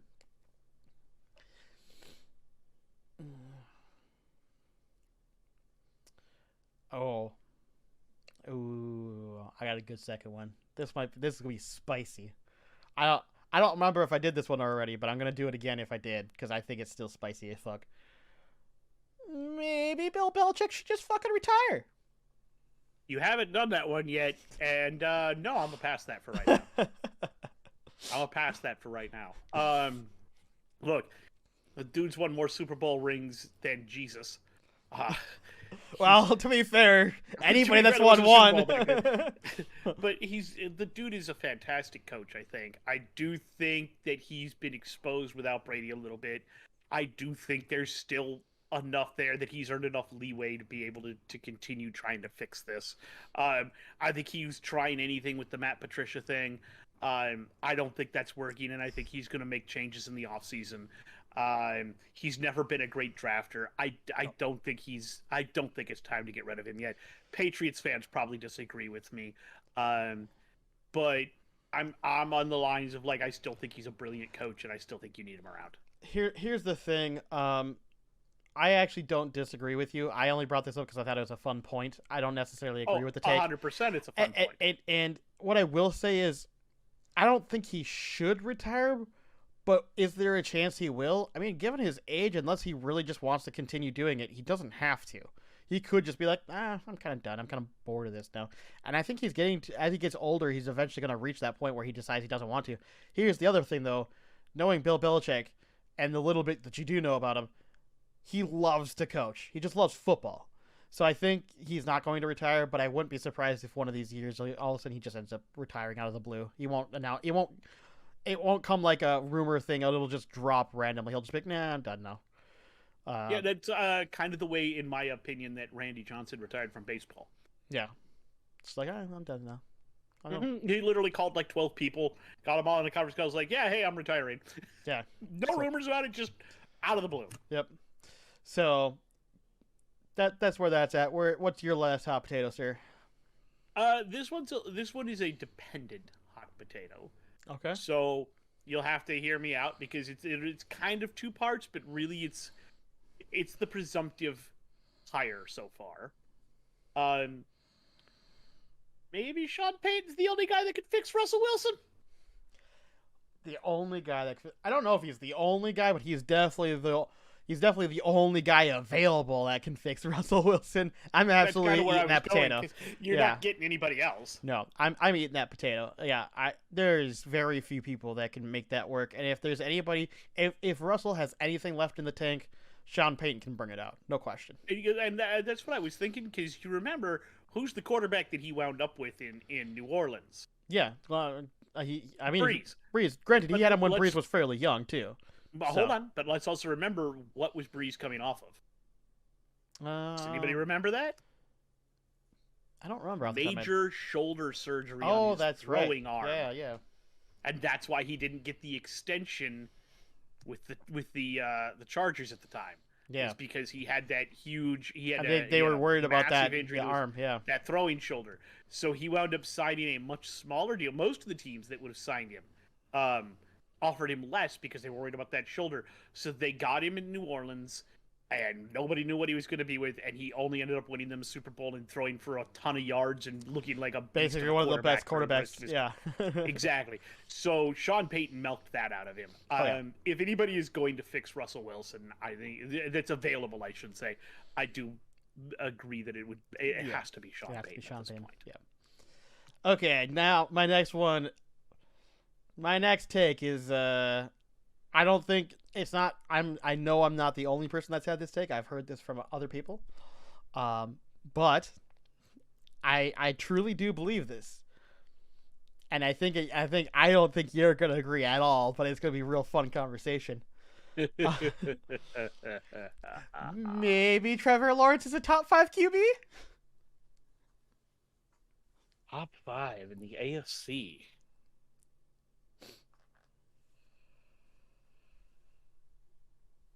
Heck, I think he's top 5 NFL. Period. Top 5 NFL? No, I'm passing that. Top 5 AFC? No, I would eat top 5 AFC. I think he's top 5 NFL. I think top 5 NFL. I'm passing on. I'm passing on that. I think there's too many other people that are above him. I disagree hardcore. I don't think there's that many QBs. Here's the ones. Here's my QBs. Now, ask me this again next season at this time. And I may have a different answer. I'm saying it now. He's top 5 QB right now. And the only QBs that are above him are Patrick Mahomes, Josh Allen, Jalen Hurts, and who would I put in my 4th here? Who would I put in my 4th? Who? I'd probably put Joe Burrow here personally. It's a personal preference, though. Lamar. I don't think Lamar's better right now. I don't. I do. And it's just me. But that's okay. That's okay. That's the thing. Lamar, I thought about flexing. I thought about flexing Lamar in there, but I don't think he's as good. I think Trevor Lawrence is a better QB than Lamar Jackson. I just said it, and I don't care what anyone says about it. As much as I hate the Packers, Rodgers. No, fuck Rodgers. He is not as good right now. Right now, he's not as good right now. If we were talking prime Aaron Rodgers, yeah, prime Aaron Rodgers is better. Right now, no. Justin Herbert has the ability to be better, but right now he is not playing better. It depends if you look at the whole season and not. I can see where you're coming from on it. I disagree with you. Like I said, top 5 AFC, absolutely top 5 NFL. I think there's just no. Hey, you know what? Too many other things there. Honestly, I feel like the Jags are going to be a one and done, but we'll get to that. No, I'm going to pass that potato off. I disagree with you, but ask me again next year. Ask me again next year, though, because I absolutely by next year, he'll be top 3. Oh, I don't disagree that would be a total thing that could happen. I'm looking at drafting him very high in my next draft. I wish I had him in mine. Oh, absolutely fantastic. All right, that's hot potato. Where do you want to go now? So I think this is good to go right into Dante's Inferno and then right into Hit the Showers, and then we'll do playoffs after that. Gotcha. You want to start, or you want me to start? No, you go ahead and start. Josh McDaniels, you are in the 5th circle, sir. Ooh, 5th. Wow. Well, it's halfway. Okay. You still got a shot to turn it around. You still pull yourself out. But that was an embarrassment, sir. It was. That was an embarrassment. It was a bit rough. You got handed. No, sir. Sorry, you're done. You're in the 5th circle. You have a shot to turn it around. But you got to turn it around. That was pretty rough. I understand it. I don't necessarily agree with putting him at 5, but I definitely agree he belongs probably somewhere on the list. He's not on mine, but I do agree with him being on the list for sure. However, I'm going from somebody else from the Las Vegas Raiders. Derek Carr, my guy. You sitting at a 6, bro. That was... You had opportunity to win that game at the very end, and you throw an interception. That is not good enough. Everyone knows it's not good enough. Even you know it's not good enough. Boy, do better. All right. I have a quarterback next for mine, who's also in the 6th circle. And it's mostly because he's a punk bitch. Okay. Aaron Rodgers, welcome to the 6th circle. But they won. I don't care. It's mostly because of his attitude. True. Aaron's had a lot of issues lately. If you go out and you do some of the things that he's done, and you hold out and you do all these things, I think at a certain point you have to begin to question if he's a leader or if he's a diva. And honestly, for the long time I was in Camp Rodgers and I thought the Packers management was bad. But the more that comes out, the more I'm beginning to wonder if Rodgers is just overrated and done. He plays well enough, but he's had so many diva moments that at a certain point it's going to be time to cut bait and see what you've got in Jordan Love. And I like I said, welcome to the 6th circle. Your seat's getting hot, dude. You keep popping off and beat a dumbass. You're going to find yourself on the outs. And especially if they don't win next week. If the Vikings do in fact win next week. So if you don't win next week, you're done. So yeah. Yep.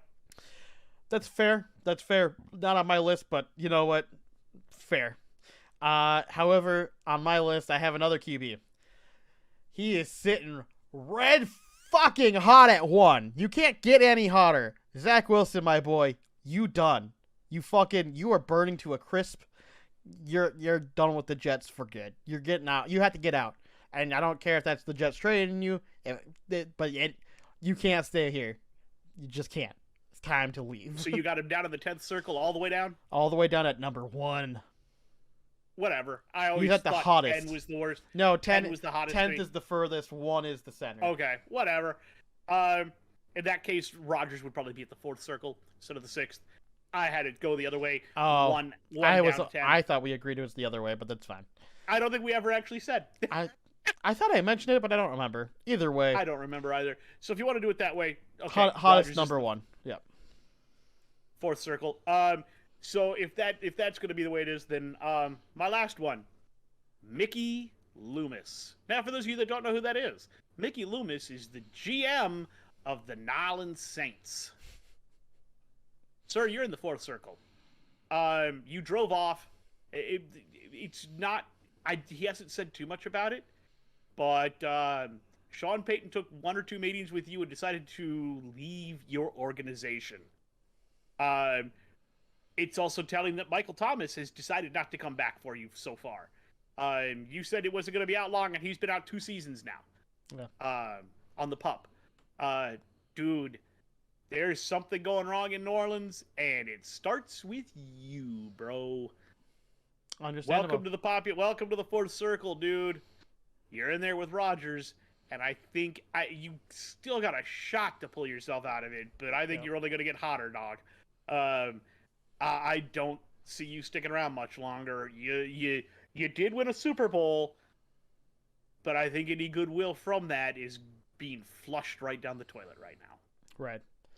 Right. I agree with that assessment, to be honest with you. But for my last choosing is a duo combo. These boys knew they fucked up. They knew they fucked up. I know exactly where you're going. It's Danielle Hunter, and was the other one Eric Kendricks, or was it Harrison Smith? Eric Kendricks. Eric Kendricks. Boys, you'd know better. That touchdown you allowed, or was that was on the 2-point, wasn't it? That was the 2 points. That was the 2-point. You guys know better. You guys literally both stared at the QB. You clearly on a QB spy. You both were on QB spies when one of you should have been rushing and the other one was on a QB spy. You fucked up. You allowed a 2-point. We should have won that game a lot earlier than we did, and frankly, that's inexcusable. You guys really. I mean, it's only one bad play, but and so that because of that, you're only going in the 10th circle. So with the furthest away, it's not that bad, but it was one bad play that you shouldn't have done. So just like last week, I got 3 showers, and you just named my first one. Yeah, that's fair. Kendricks and Hunter, guys, hit the showers. That you're veterans. You need to communicate better. Yeah. When one of you saw that he wasn't you guys need to get that figured out. That was bad. Yeah. That was horrendous. That was everyone who watched that was just like, what are you boys doing? One of you needs to move. And by the time one of you moved, it was far too late. Absolutely. I only have one hit the showers, which is actually Zach Wilson, who's sitting in my hottest center. My guy, you need to figure out what's going on. If it's a mental issue, if it's where you're located, if maybe you're taking on too many secondary activities, like maybe hunting down certain individuals. Listen, my guy, you need to just sit down and study. It's time to get serious or time to get out, and you need to make that decision sooner rather than later. Miles Sanders. Fair. Hit the showers, my dude. That was a abysmal game. Fumbled twice. One of them was totally egregious. My guy, you cost your team the game. Yeah. My guy, you cost your team the game. Yeah. That's your last one. My last one, and as much as you can blame it on his personal life, I'm going to do it anyway. He played an absolutely atrocious game and damn near lost to a team that he had no business losing to. Thomas Edward Patrick Brady Jr. My dog hit the showers. I can understand that. You played a terrible game against a team that you had no business playing that crappily against. Yeah. I know you got a lot of shit in your personal life. I know there's injuries. But my guy, you got to do better than that. Yeah. No, I agree with that. That was it's not even the first week that he's played poorly. It's now come to a conclusion of like you've had now 3 weeks that have just been abysmal. And most of the season hasn't even looked that good. So absolutely. And it starts with you. Yeah.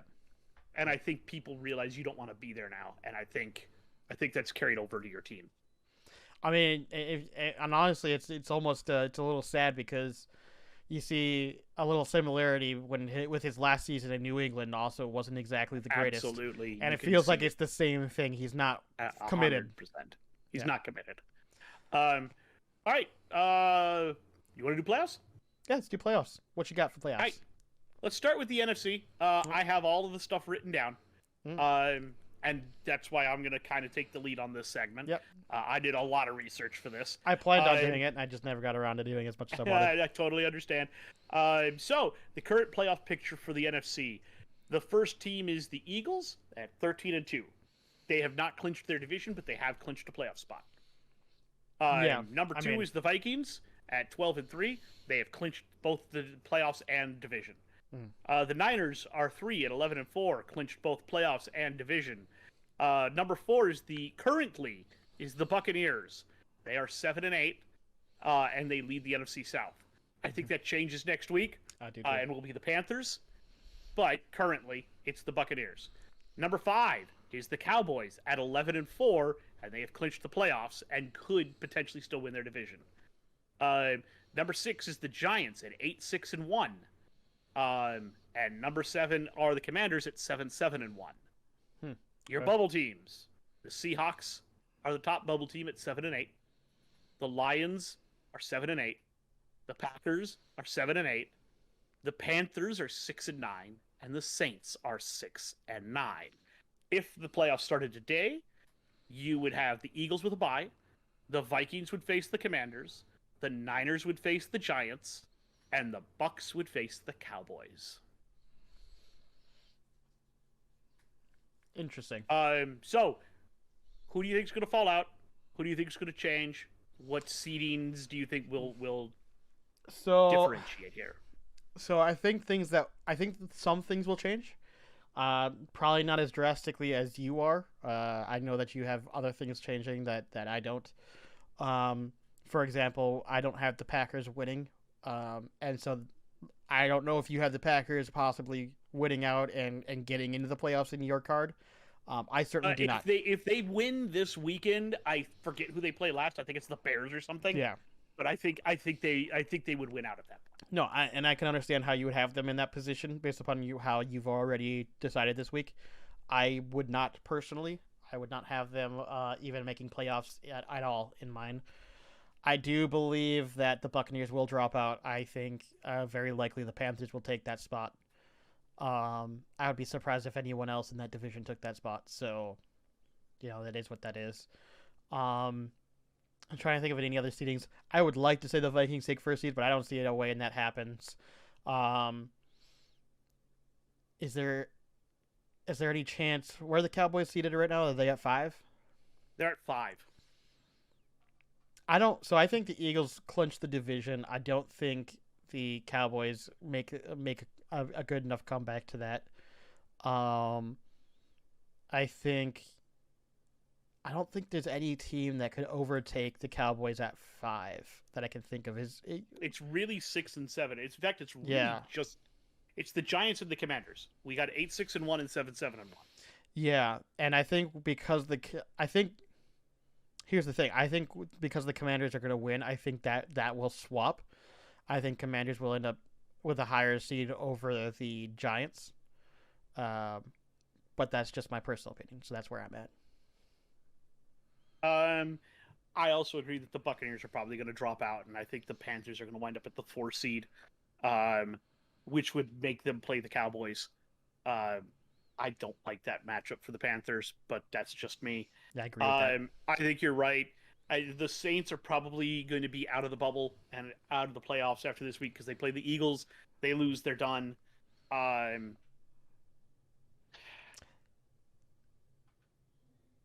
Like I said, if the Packers win, there's a chance they could take over the Commanders' spot eventually. I don't know that it's going to happen. I don't know that anybody else catches them. I'd like to say somebody else might slide in there, but it's like I said, that's pretty much in flux, but I think the top 3 seeds are pretty much penned out. The only thing I can see happening is 2 and 3 switching spots, the Niners and the Vikings, potentially, depending on what happens with the Vikings. Yeah. I don't think it switches, but it could happen.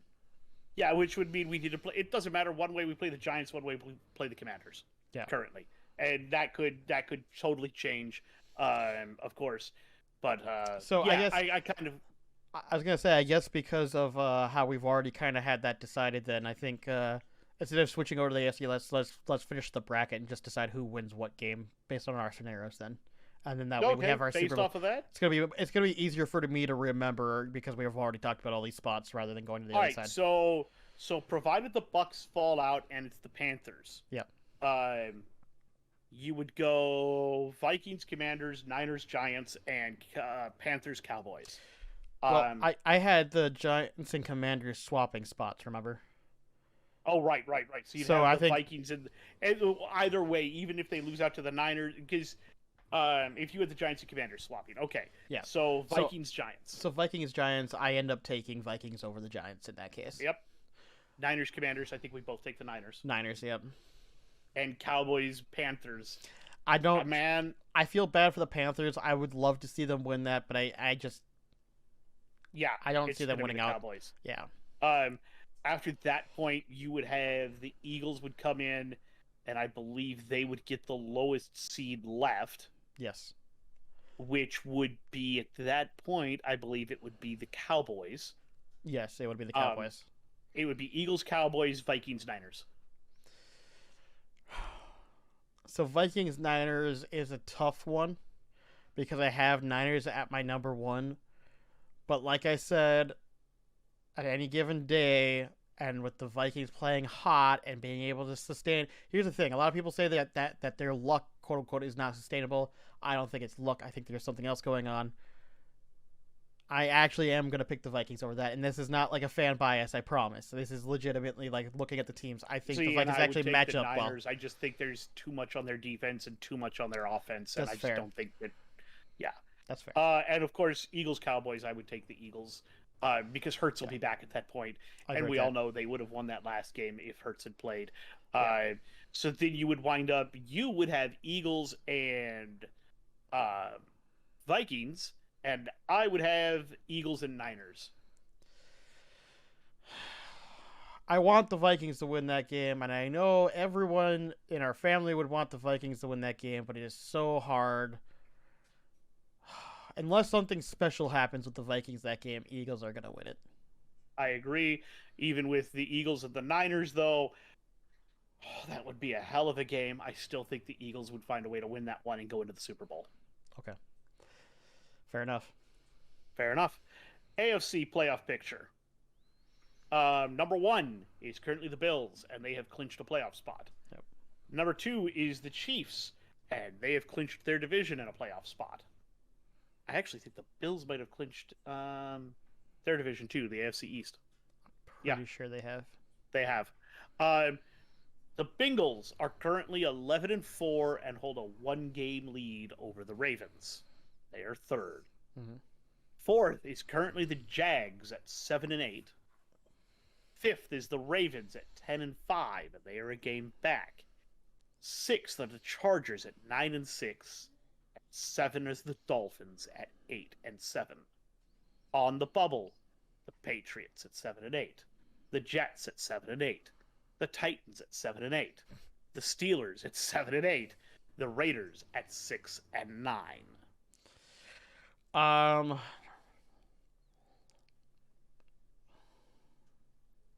Here's what I will say. I think the Jaguars are officially winning their division right now, right? Yes. They're number 1. I think they will stay number 1. I think that they're a lock for whatever position they're currently in. 4. I don't think they're going to move up from there. I don't think they have a chance to move up. I don't know. No, there's no way that they could come in and oust the Bengals. I don't even think the Ravens. I don't even think that they could go down as far as I'm aware of. No, because the top four seeds are always your division winners. Yeah, so I think they're in a lock for that then. Bills being number 1. I thought it would have been the Chiefs number 1, but I guess not. The Bills are doing a little better right now. Still the Bills right now. I would not be surprised if that ends up swapping. To be honest, I would not be surprised in the least. But I could honestly easily see it being the Bills first as well. So I'm not going to touch that. I'm going to assume that that's probably going to stay the same. But there's a chance it swaps. Let me see here. The Dolphins are definitely dropping out. I don't see them staying there. I think actually the Patriots ends up beating them and thus taking that spot actually. And does anyone else change out? I think the Chargers stay where they're at. The Chargers were the Chargers 9 or 8? The Chargers are 9-6. They are 6th. Oh wow, they're 6th. Okay. Yeah, they're staying where they're at. I don't think they're moving up either. I think the Bengals stay where they're at. I know that you might disagree with that one. You might have Baltimore there. Actually, it wouldn't surprise me. It's not that I don't want them to win out or be good like that.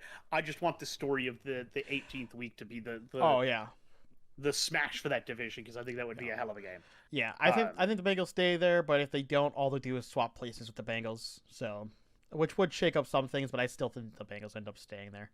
So I actually think the only thing that really changes is the Dolphins drop and the Patriots take that spot. I think that's really all that changes. Now, does that stay the same throughout the entire year? Does anyone else have a chance to? Do the Dolphins have a chance at at taking that back. Hold on. Let's take a look real quick. Let me give you some of the Week 18 scenarios so that we can, you know what I mean? Yeah.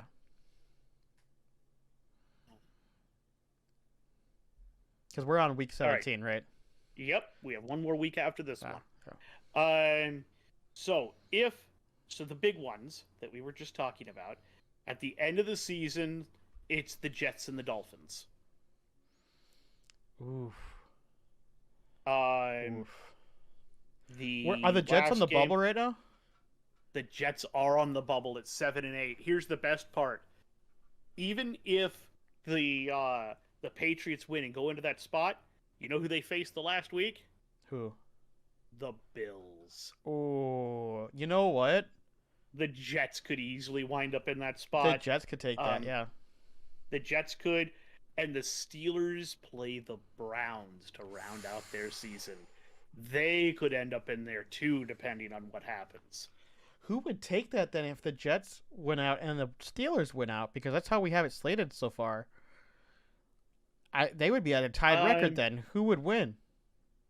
It would go to record versus common opponents, and I don't know who holds that tiebreaker right now. That's what I'm saying. That's a very tough. I don't know who wins that. I'll have to look into that, and I'll try. Because that legitimately could happen.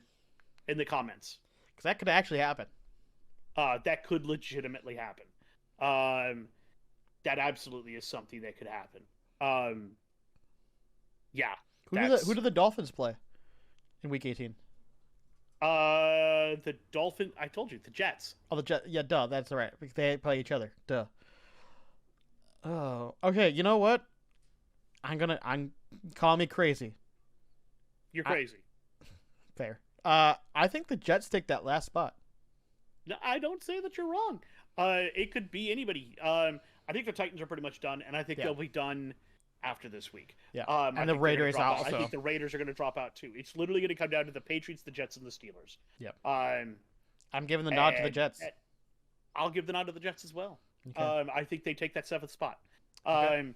So with that being said, Bills get the first round bye. You would get Chiefs, Jets, Bengals, Chargers, Jags, Ravens. Oh, Chiefs, Jets. I'm sorry, Jets. It's the Chiefs. Oh, absolutely. I don't think anybody. I feel bad for you, but it is what it is. What's the next one again? Bengals, Chargers. Bengals. I think the Chargers are good, but the Bengals I think have a more complete team, and they have, at least based on last season, shown that they actually excel in the playoffs. If they can do the same thing that they did last year, I think they'll win that game. Jags, Ravens. Heh, Jags. I won't say that you're wrong about that, and I do. If they can, if they can bottle him up. Sorry. Yeah. They can bottle him up. Yeah. I think they've got the tools to potentially do it. They've certainly got a quarterback that can do it. I think that would be an interesting matchup. But you know what? I'll go Jags too, just to be polite. Fair enough. All right, then you would get Bills, Jags, and Chiefs, Bengals. So,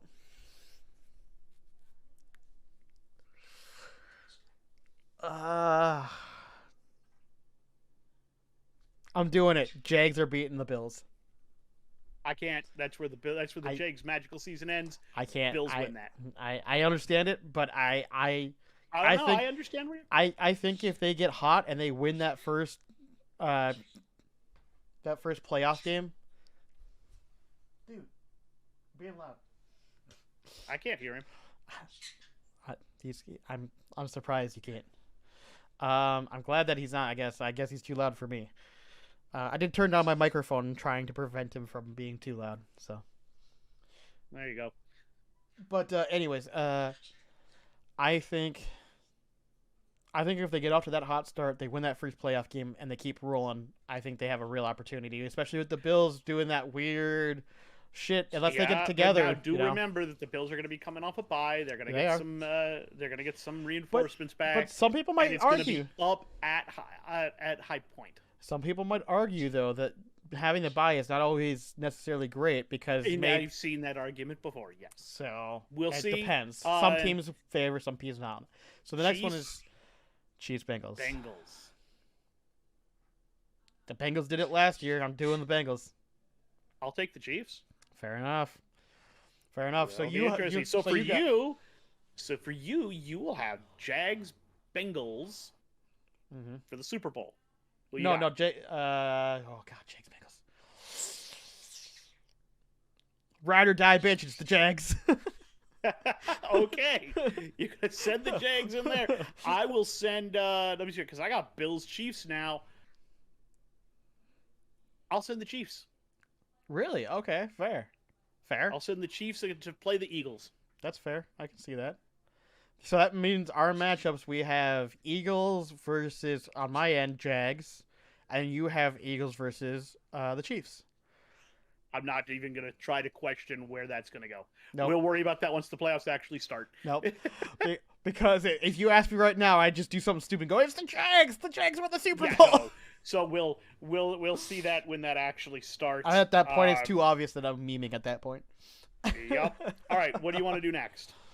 So we did playoff picture. Let me see here. Oh, we got hockey talk, right? You want to do the Vikings talk or the hockey talk first? Yeah, let's. You know what? Yeah, let's stick. Dude, why are you screaming at the wall? He was literally aiming at the wall. You couldn't see it, and just screaming at it. Fucking weirdo.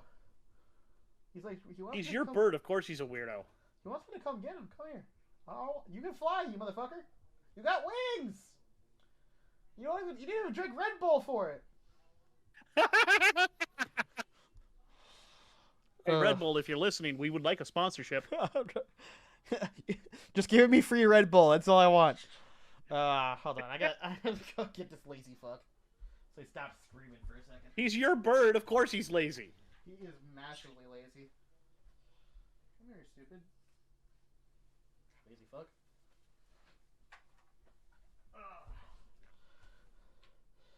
What? Okay. There we go. Now he's a little happier. Yeah? Okay. Right, buddy? Okay. Until he starts screaming, and then we'll know. then maybe he's just in a screamy mood, maybe. Anyways, yeah, let's do football talk. We'll do Vikings Corner. We'll stick with the football. All right, let's do a Vikings Corner first. So, let's see here. Where do we want to start? Well, Vikings continue to provide heart attacks for everyone. They seem to enjoy doing that. For whatever reason, I couldn't tell you. But here's what I'll say. And something that I saw. Like I said, I watch Colin Cowherd once in a while. I watch Skip and Shannon once in a while. There's a couple other people that I watch. In the last, what's your problem?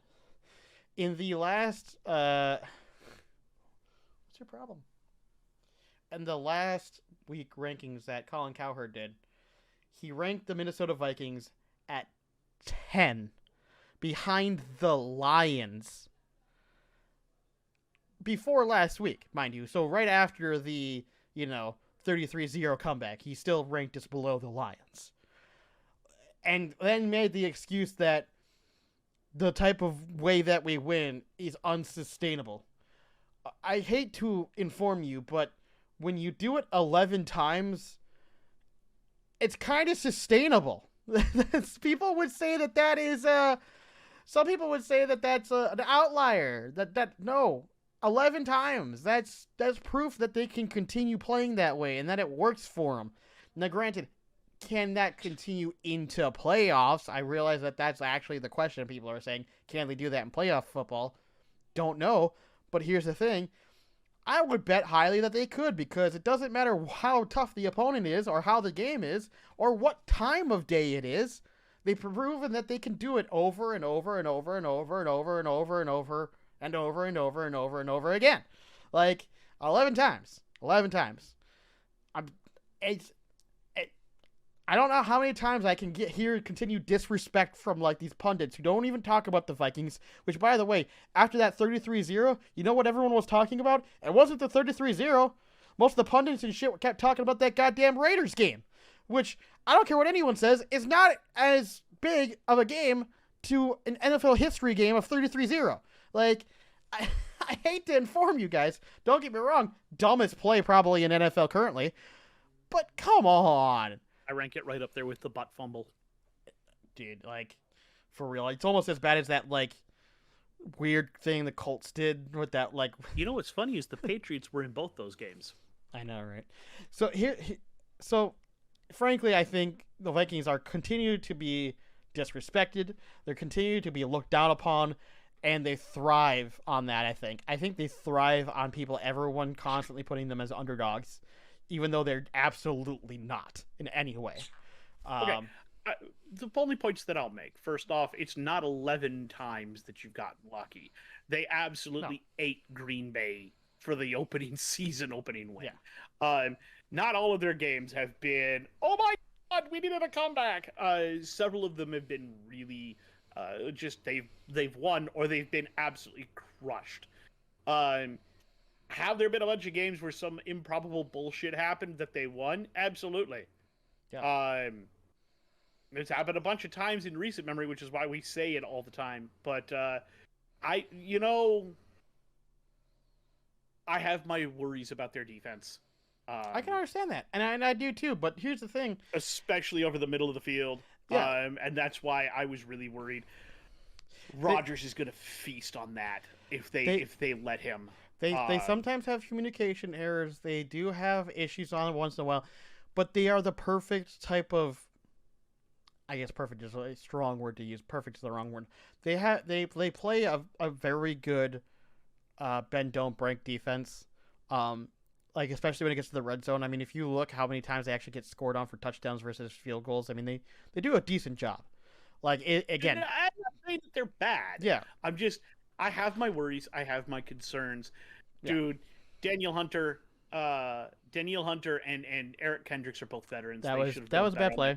That was a bad play. Yes. We've talked about that. Yep. I don't think they should have been in that position to begin with. No. You guys keep getting lucky. I'll bring up something in my game balls that I think is an interesting stat.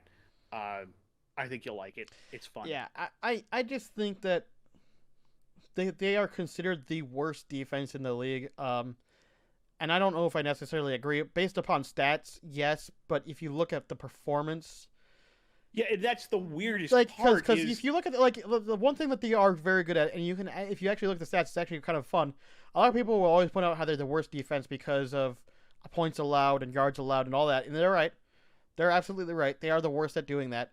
But if you look at how often they get the ball turned over, either through fumbles or interceptions, that is I think close to mid ground compared to most teams, or even above. I'd actually here. I actually want to look at this. Turnover differential. We are 5th in the league at 6. So So that's what I'm saying. Like that's really good. We currently have, if you look at us by sacks, we are just below the Commanders. We have 36 sacks. If you look at interceptions, hold on. Yeah, Pittsburgh, we're literally tied because it's Pittsburgh, then it's New England and Philly, then it's San Francisco and Buffalo. Yeah. Or no, then it's just San Francisco. Then it's Buffalo, Dallas, Denver, Green Bay, the Rams, and the Ravens. And then it's Chicago, Minnesota, the Chargers, and Jacksonville. All have 13. Yeah. I mean, if you really look at it, we're at a +6 turnover differential, which I think is pretty amazing.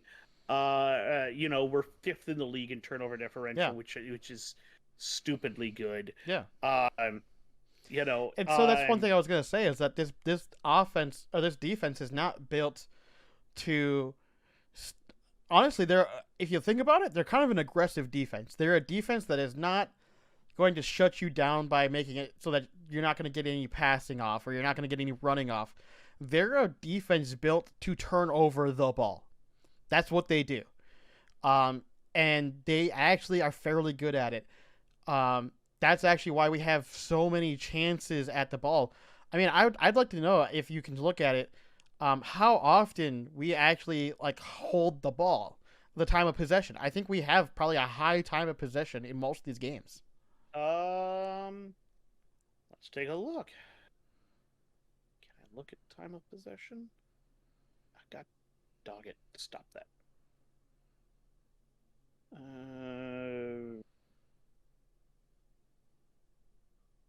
I don't think I can see that, okay. Unfortunately. I know that there are some places that label those stats. I'd have to find it.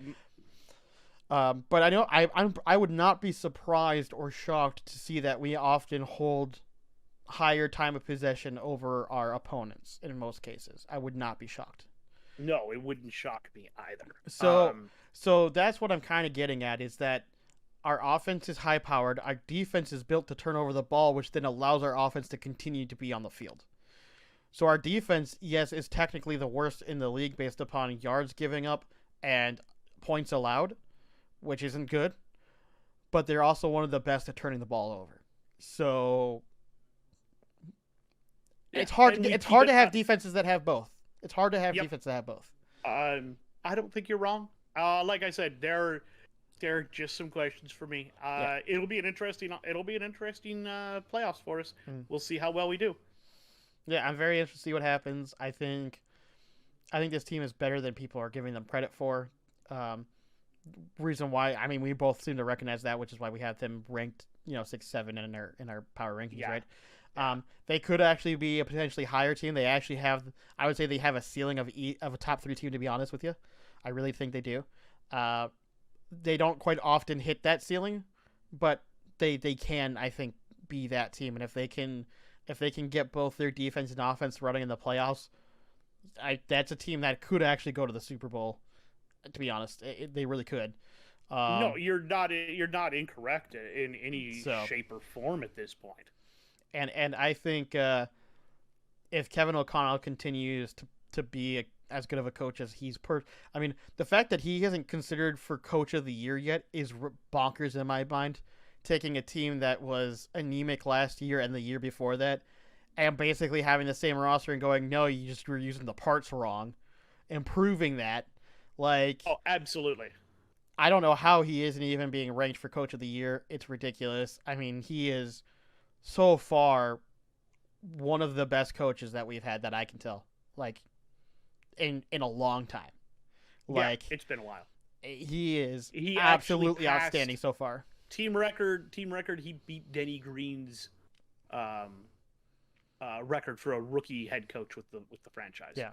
So yeah, he is lights out. I'm glad that we have him because clearly he knows what he's doing.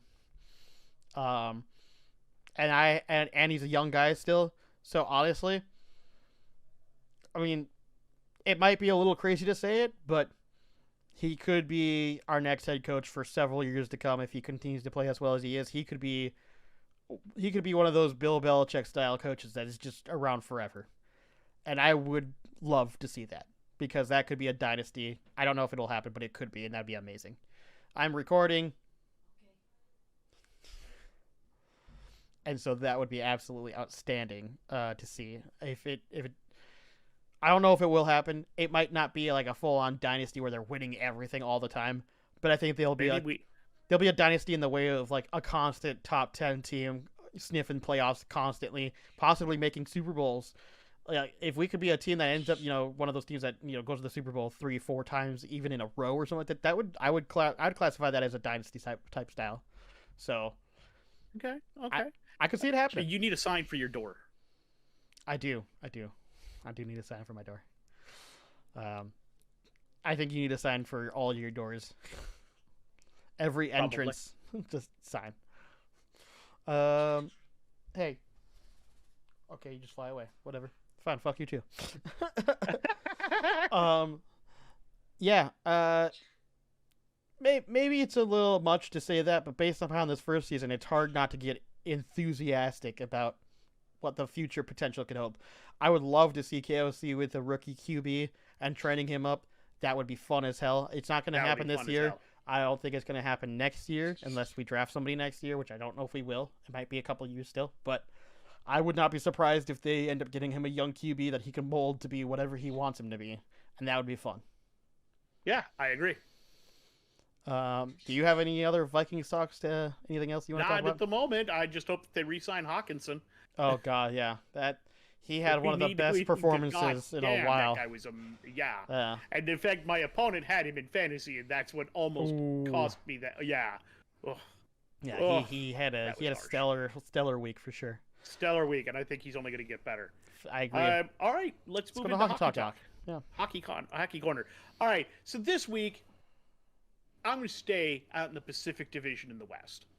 And I told you ahead of time, I want to talk. I'm going to look right in the camera, and I'm talking to one man right now. Ken Holland, the GM of the Edmonton Oilers. My man, stop fucking this up. You realistically have until, hold on, I wrote down here, 2024-2025 to win a Stanley Cup. That's your window, man. And it's shutting fast. Now, why do I say that? Okay, let me break it down. You went out last season, you realized goaltending was an issue. You went out and signed a goaltender who had been decent, but not fantastic, to $5 million a year for like 4 years. That goaltender's name is Jack Campbell, nicknamed Soup. Awesome. The problem is, in his first year, he has looked absolutely atrocious. He has a 4.03 goals against average. Oh. And an 876 save percentage. That is unplayable. And you have him at $5 million a year for 4 more years. My guy, what are you doing? At least you had the good sense to lock up Stuart Skinner, who's apparently actually good. Then Darnell Nurse's contract came up. He doesn't shoot right-handed. He's a D-man. Doesn't shoot right-handed. He shoots left-handed.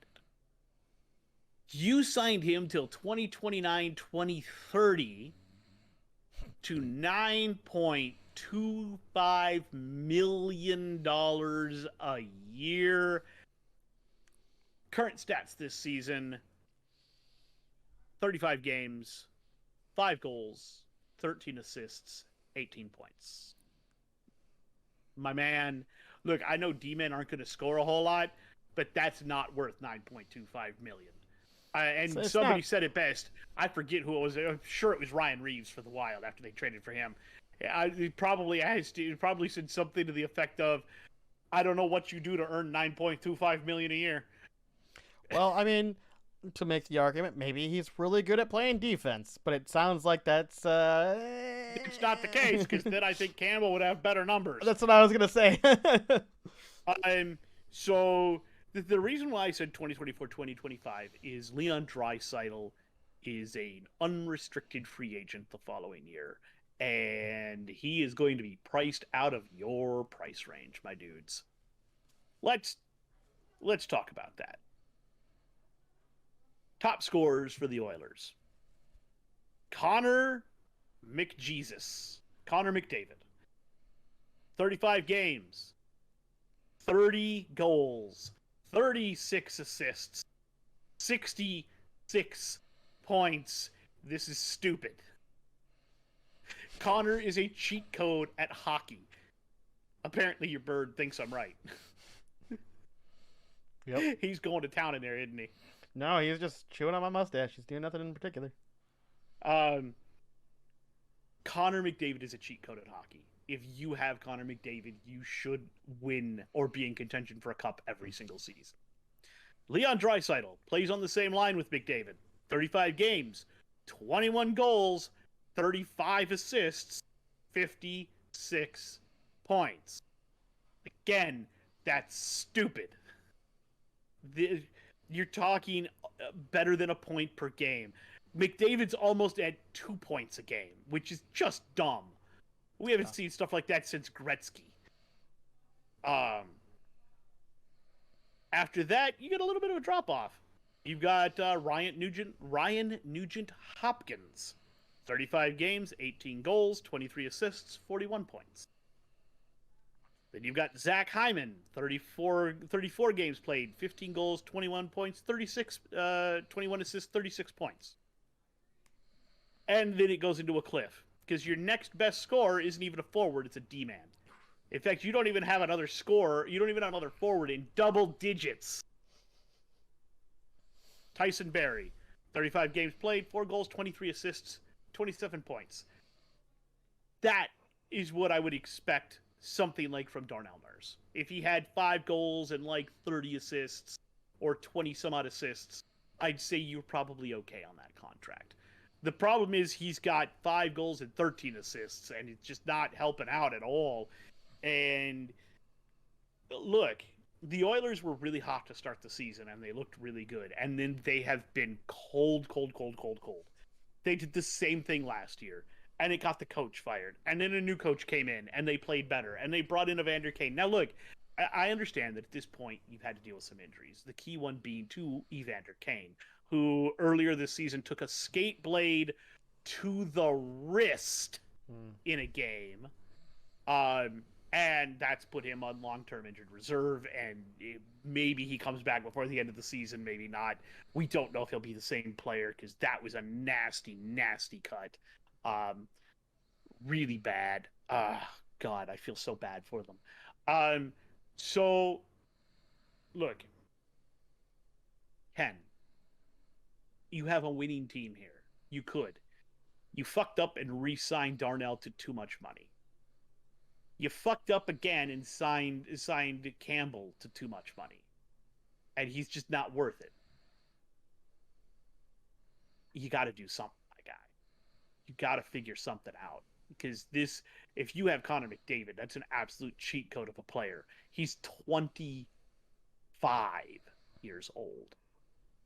That guy will walk at the end of his contract, which I believe is 2 years after Draisaitl's ends? 1 or 2 years after? He will walk if you don't surround him with people that he wants to play with and that he can win a cup with. If you don't begin contending, you're going to lose your entire franchise, and the entire fan base will throw you off a cliff up there in Canada, because that is just abysmal. You need to do something. I don't know what it is. I don't know how you figure it out, but you got to figure out something. I don't know if you have to move on from Darnell Nurse. I don't know who would take that contract from you. I don't know who takes any of that from you. But you got to figure something out, my guy, because Connor McDavid is too good to toil away on a mediocre team.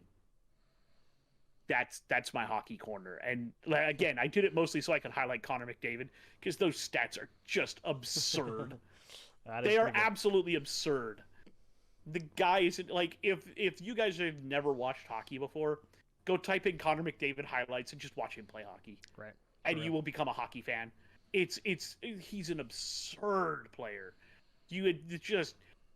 Last season he had a play where he literally deked his way through an entire team. 4 guys, because I think the 5th guy was off for a change. They had 4 guys, tried to stop him on a rush, went through all 4 guys and just tipped up past the goalie. And by the way, the goalie he did it to won the Vezina for the best goalie in hockey that year. I've watched him there's a shootout goal he has against one of the guys that was up for the Vezina. UC Saros from Nashville. Absolutely just stole his soul out of his body. It was stupid. Look, if you're not a hockey fan, just go watch Connor McDavid. It's like watching Michael Jordan play in his prime. You never know what you're going to see, and it's fun to watch. Fair enough. All right, that's my hockey corner. I'll come up with another subject. I might even move divisions. Might talk about a team that's on the rebound next week. I have this idea that I want to talk about a team that hasn't won the cup ever. Been in the league since 1967. Not an original 6 team. And it's the Buffalo Sabres, who have stunk for a long time and are suddenly, they don't look so bad. There's a player there that I wanted to highlight. So Fair enough. We'll talk about how to rebuild a team next week. Fair enough. All right, I think we're good to move on to game balls. Yeah. Game balls. Game balls. Let's go. Who do you got? Who are you giving your first game ball to, boy? My first game ball, Mr. Greg Joseph. Ooh, that's a good one. 61-yard walk-off winner. That guy's got ice in his veins, man. 5th. Yeah. Kick to win a game this season. Can you remember in the beginning of this season, people wanted him gone because he kept missing those extra points and shit? Can you imagine? I was one of them.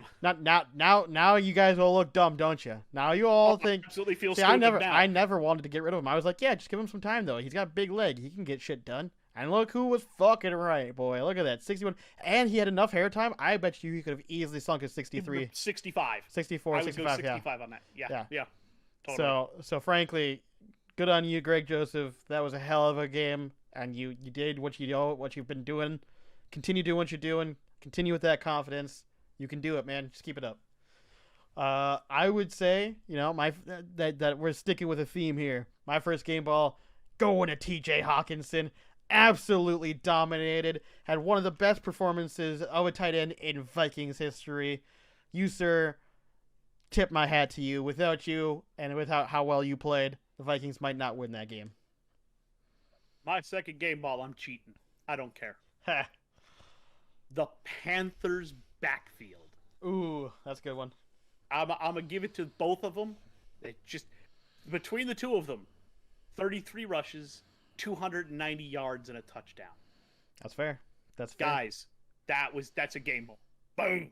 That's fair. I don't blame you at all. You know what? I'm also cheating a little bit. It is what I do. The entire Rams team, you get a game ball. You guys played you played a good game all around. First half to second half, both sides of the football.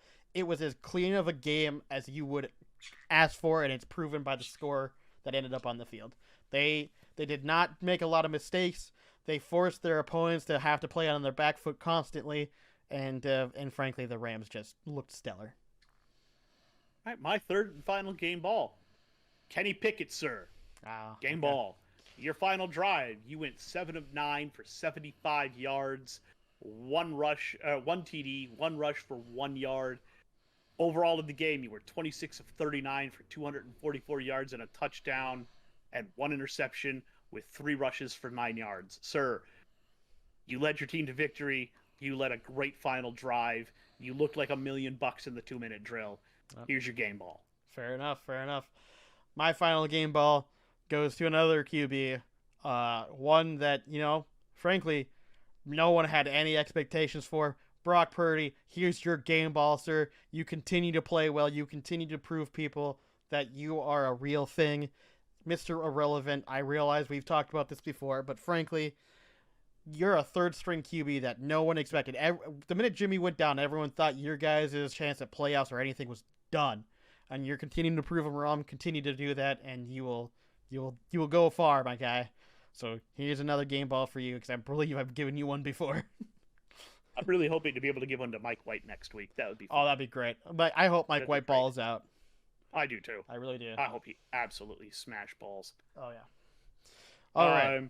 All right. Outside of that, do you have anything else? Nope. I think I'm good. All right. The only last thing that I do want to point out, quick little. Do we want to do any games that we want to highlight to watch? I think there is a couple close games that might not be too bad. I think there's some fun ones for next week. Yeah. Let me pull it up again. Let me see here. You know what? Actually, you know what? I think Vikings-Packers, that's actually going to be an important game for both sides, and actually a very important game for the division in general, actually. Because this determines if the Packers continue to have a chance at even making playoffs, and that could really shake some stuff up. So that's the game to watch, actually. Really is. It's going to be a close game because it's, inter-division, it's always going to be a good game. 100%. All right, I'll take you know what? I'll take Panthers-Bucks. That's going to be a fun game. It's literally going to determine the NFC South. Because if the Panthers win and then both teams win out on their last game of the week, the Panthers will have beat the Buccaneers twice hold the tiebreaker over them, and they will go instead of the Buccaneers. That's it fair. literally comes down to this week. That's fair. Fantastic. I think it's going to be so much fun. I agree with you. I think that's going to be a great game. I think the Panthers definitely will probably take that, but you know what? It's going to be a close game because they're both fighting for the chance of playoffs. So it's absolutely. And to stay on that same rhythm, Jets Seahawks. That's got to be a game to watch because they're both 7-8. It's really going to determine who's going to end up taking that spot from the Dolphins, and that leads into the Dolphins possibly. I mean, what's the Dolphins play? I forget who the Dolphins. They're playing the Patriots. That's again another game that's gonna be close. I think both those games are very that's important. Gonna be fun too. Yeah. The other one that I want to get into is Steelers Ravens. Oh yep, I saw that one too. That's gonna be determining whether or not we get that Week 18 who wins the AFC North matchup. And the Steelers playing for their playoff lives, and Pickett's looking better all the time. And I think Pickett to Pickens, I think that's gonna be a fun one for years to come. Yep. I honestly, there's probably more. I could have probably named more games on here that are going to be fun to watch. All of us could have. Like, there's actually only a couple duds.